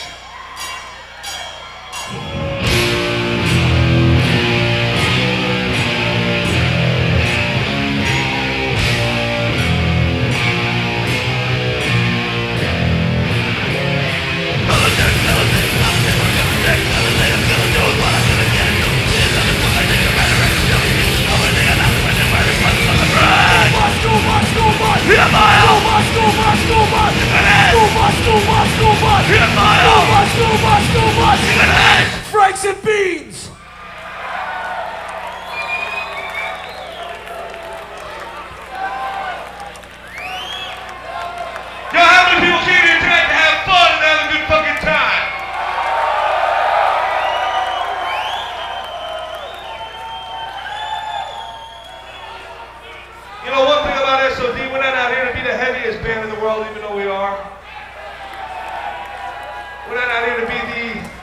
most evil band in the world, though. Some of us are pretty fucking evil in this band.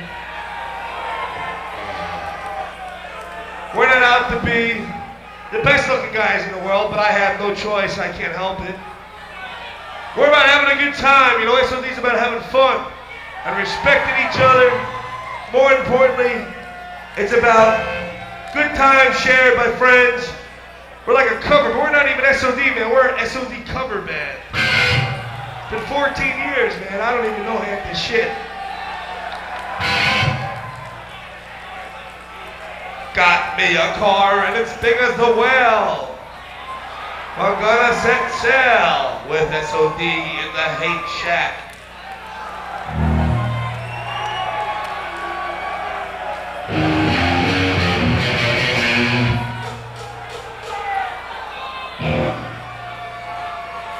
There's a song, it's called No Turning Back.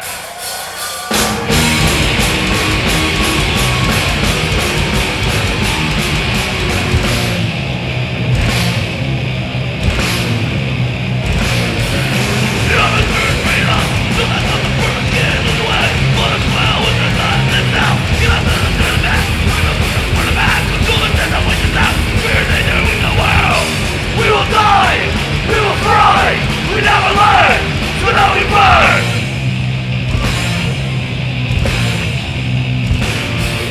I was cool the sun again! We're the almost in the head! And the God before us that! So I'm living with it bad! What's the good? What's the good? What's the dominate back to us? Now the human race is dying and our world can destroy! We will die! We will die! We never learn! So now we burn! Ugh!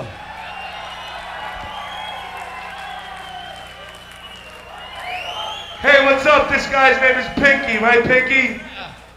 He's the monitor guy. He's looking at us like, what the fuck is this guy's up here playing?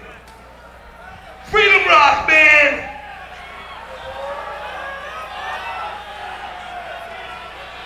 Shut up. I got something I want to say. It's really important.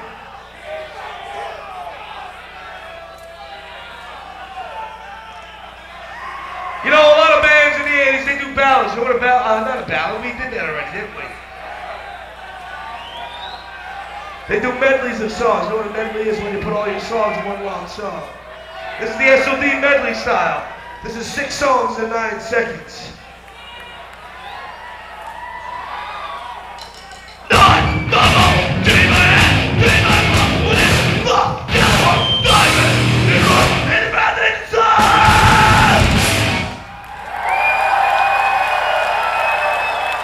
Go give it up, show me your love.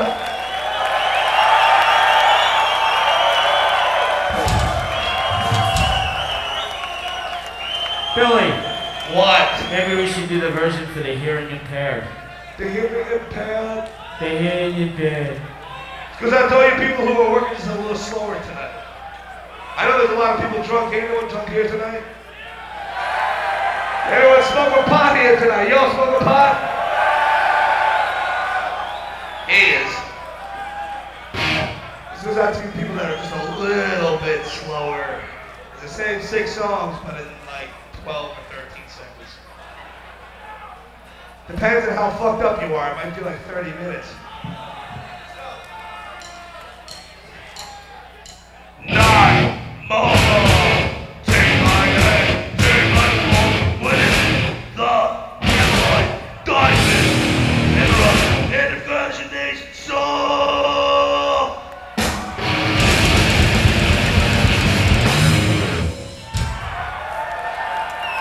And now, for all the people who are on crank. Where's Bailoff? No, I didn't say that.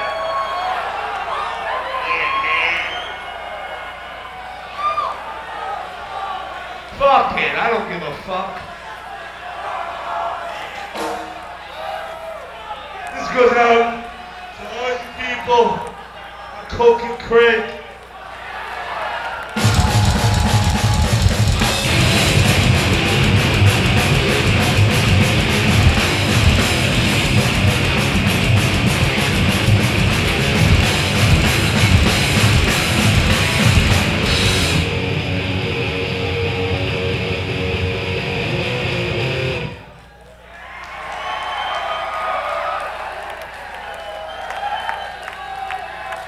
Fucking bass players. Always gotta fuck it up. This is 6 songs in 6 seconds.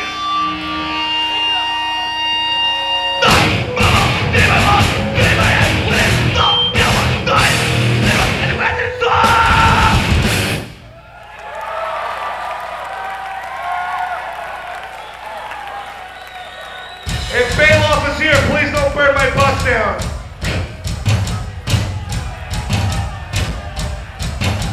Oh, it's called Evil and Dead.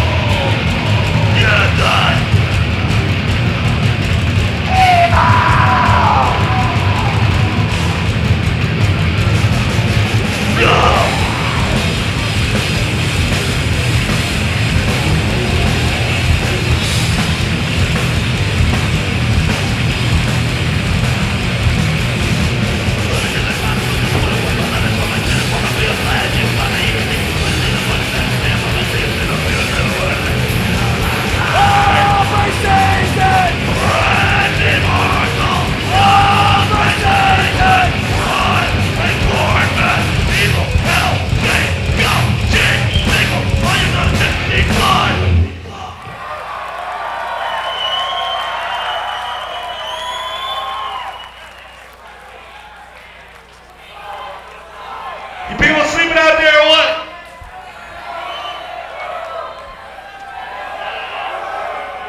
You people sleeping out there or what? How you people doing up there in the balcony? You doing all right? Is there anything I can get you? Get your soda or something? A pillow? Something comfortable? Blanket? Some shit? Say something. How you people doing down here in the front in the pit? You doing all right or what? You know, not only. What? Say that. Not only do we have in S.O.D. the best looking front man in metal,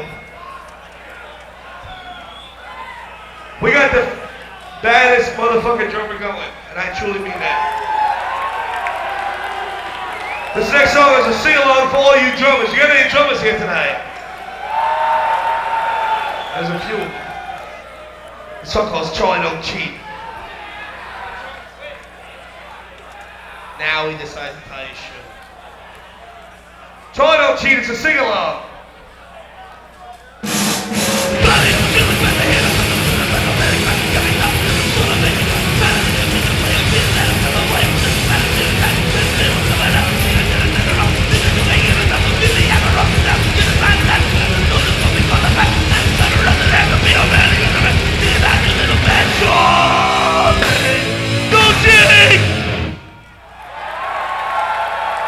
Charlie, been out there on drums, everybody, give it up.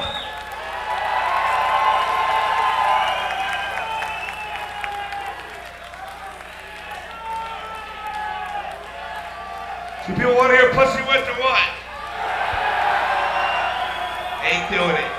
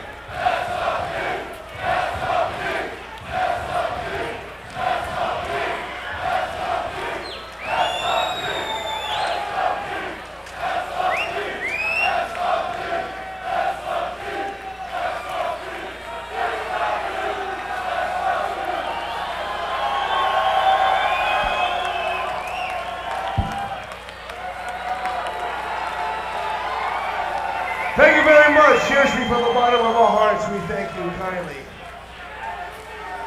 I know there's some shit you want to hear still. Before we go on, I want to take the chance to bring these guys out on stage. Let you guys know who these ugly bastards are.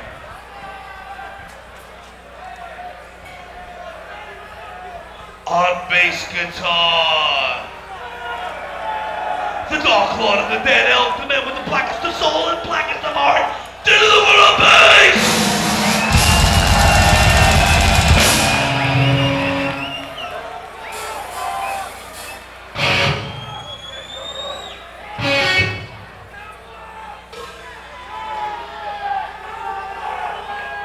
Back there on the drums, the motherfucker with the magic feet, the guy that don't cheat. He's not the guy from NSYNC, driving on the drum!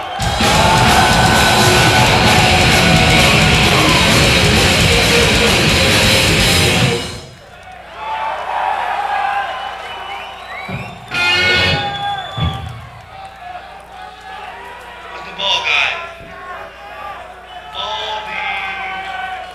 Everyone, Baldy.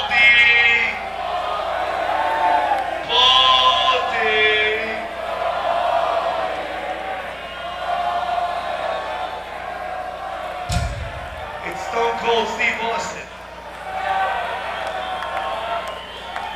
You are wrecked. How you doing, Scott? By the way, I want everyone to know me and Scott had a fight yesterday. We had a fight yesterday! Yes, we did. I'm sorry, man.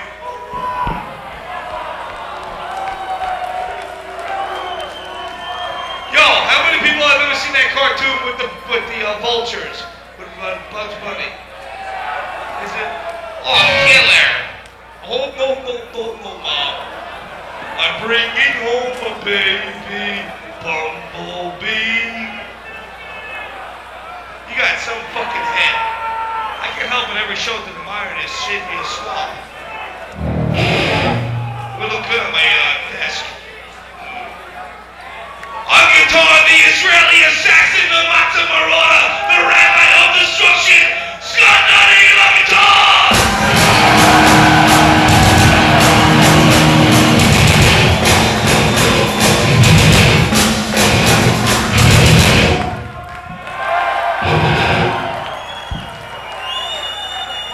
By the way, I think you might want to change mics.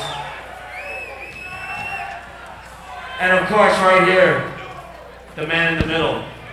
Last but not least, the Big Daddy, the Nature Boy, the man of the hour, the Tower of Power, the guy that's too sweet to be sour, Mr. Billy Milano!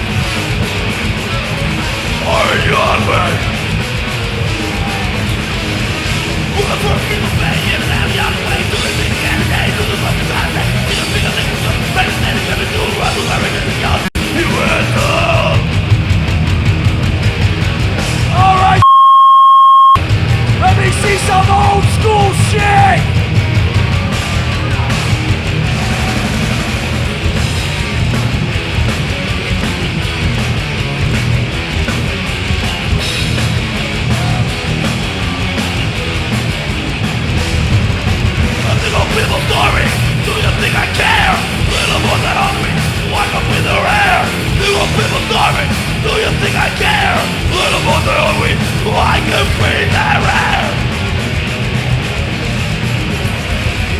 Sitting in my kitchen, coming up again.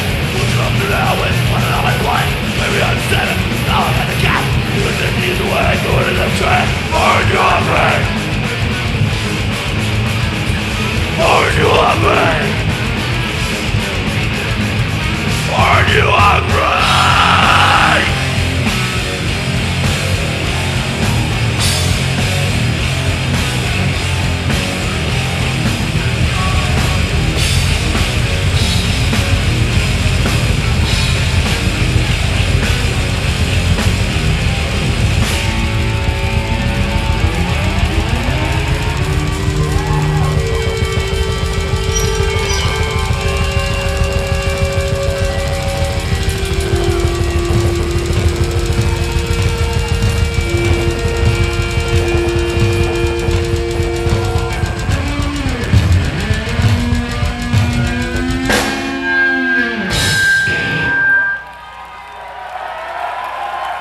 Fucking drummers. Yo, you know what? We've been playing everywhere now for about 3 weeks. We've been out touring with Skillam and Crowbar. It's been really cool. But the first place that we played where all the women showed up. Let me hear you ladies say yeah.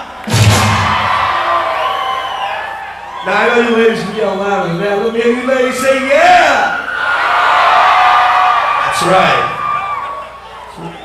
I see you, honey. Take it easy. Goes out to all you girls. You're very special. You know why? Say why. Women are special because you were born with something that can conquer any country, control any man, and is stronger than any fucking weapon ever made. It's called a pussy. And this song is called Pussy Whipped.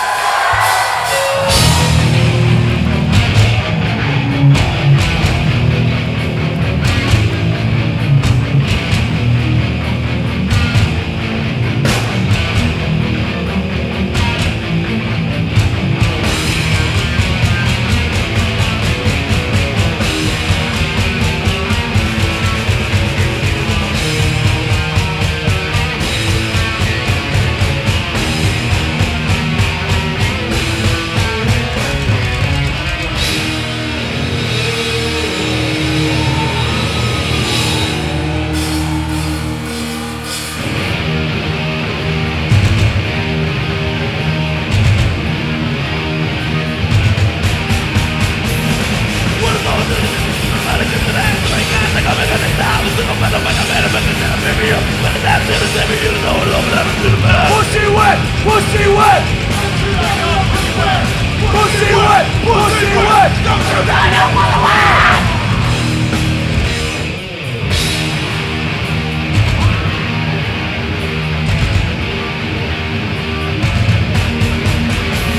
She wanted to be a lover, you will never know the thing you do. I was at the end of the night. When you make a finish, you look at it, you got to stand there and all the thing was saying, pussy, give me a break. Pussy wet! Pussy wet! Pussy wet! Pussy wet! Don't you know you're pussy wet?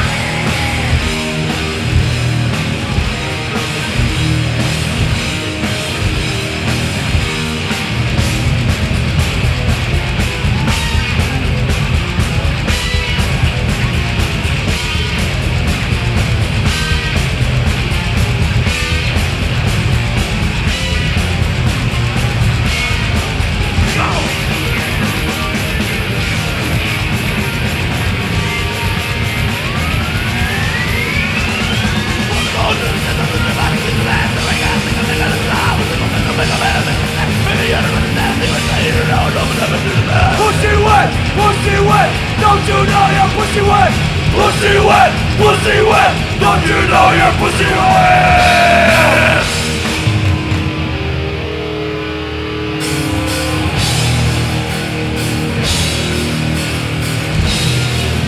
So it's called Freddy Krueger!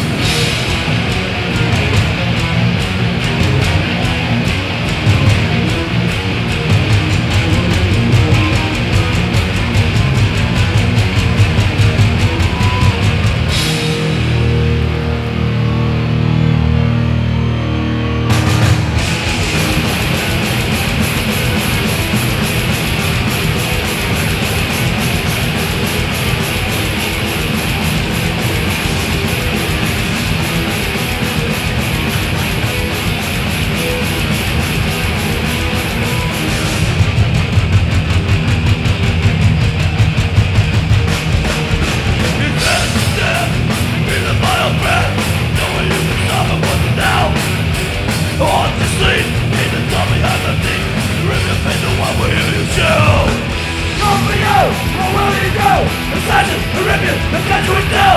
I'm coming for you, what will you do? Assassin, I rip you, I cut you in two. It's diesel black, the metal double with the crack. And it's clean off with the skin.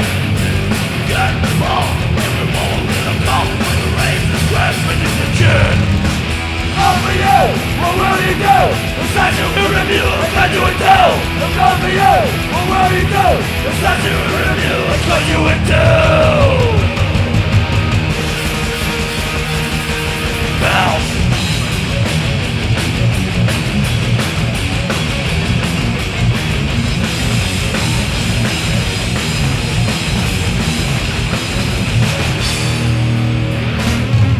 Get the balls, get the splat on the splitter, on his head and right on my mouth as you die. Skull and word and green and skin and love. What it means to raise a head and then open the flesh. Call for you, what will you do? Assassin, I rip you, I cut you in two. Call for you, what will you do? Assassin, I rip you, I cut you in two.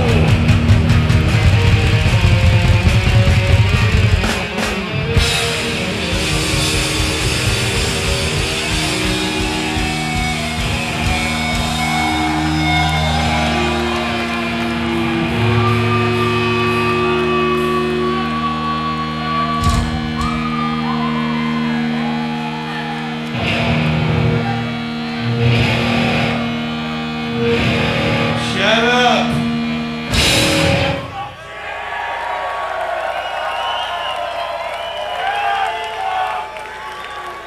Yo, before we go, we want to say a couple things. Thank you very much for waiting 14 years to see a bunch of people have a good time up on stage playing basically your songs and no longer our songs. Thank you very much for sticking around.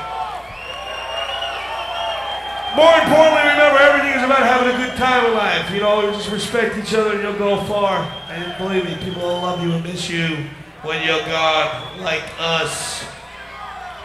Thank you very much to 40 Grit. Thank you very much to Crowbar. And thank you very much to Skin Lab. And more important, thank you very much to you people, because you had a good time tonight. I know we had a good time tonight. Thank you kindly, we're S.O.D. Maybe we'll see you in the future around 2006.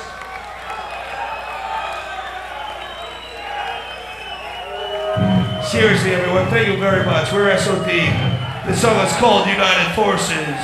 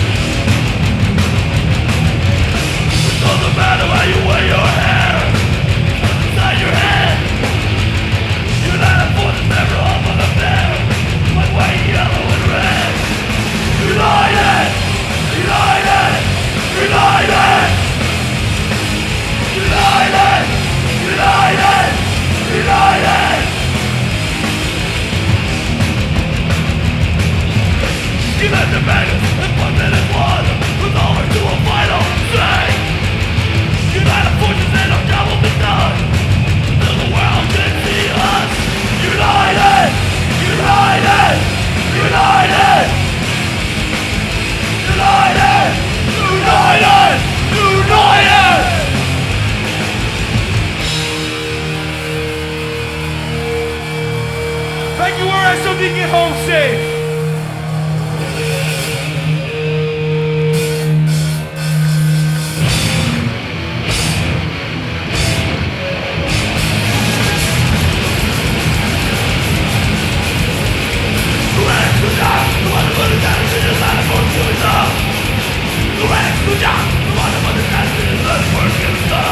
Thank you, good night.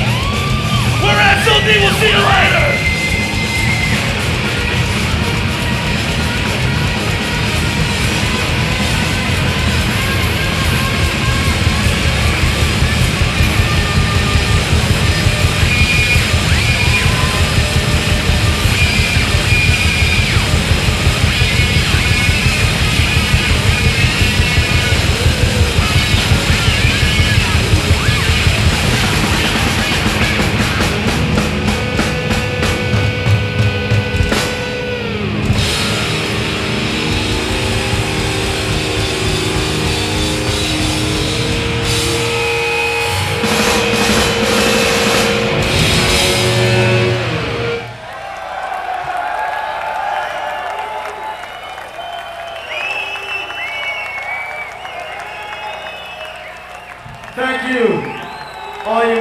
fuckers from the 14 fucking years of wait.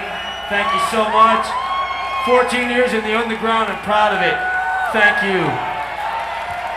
We'll see you again.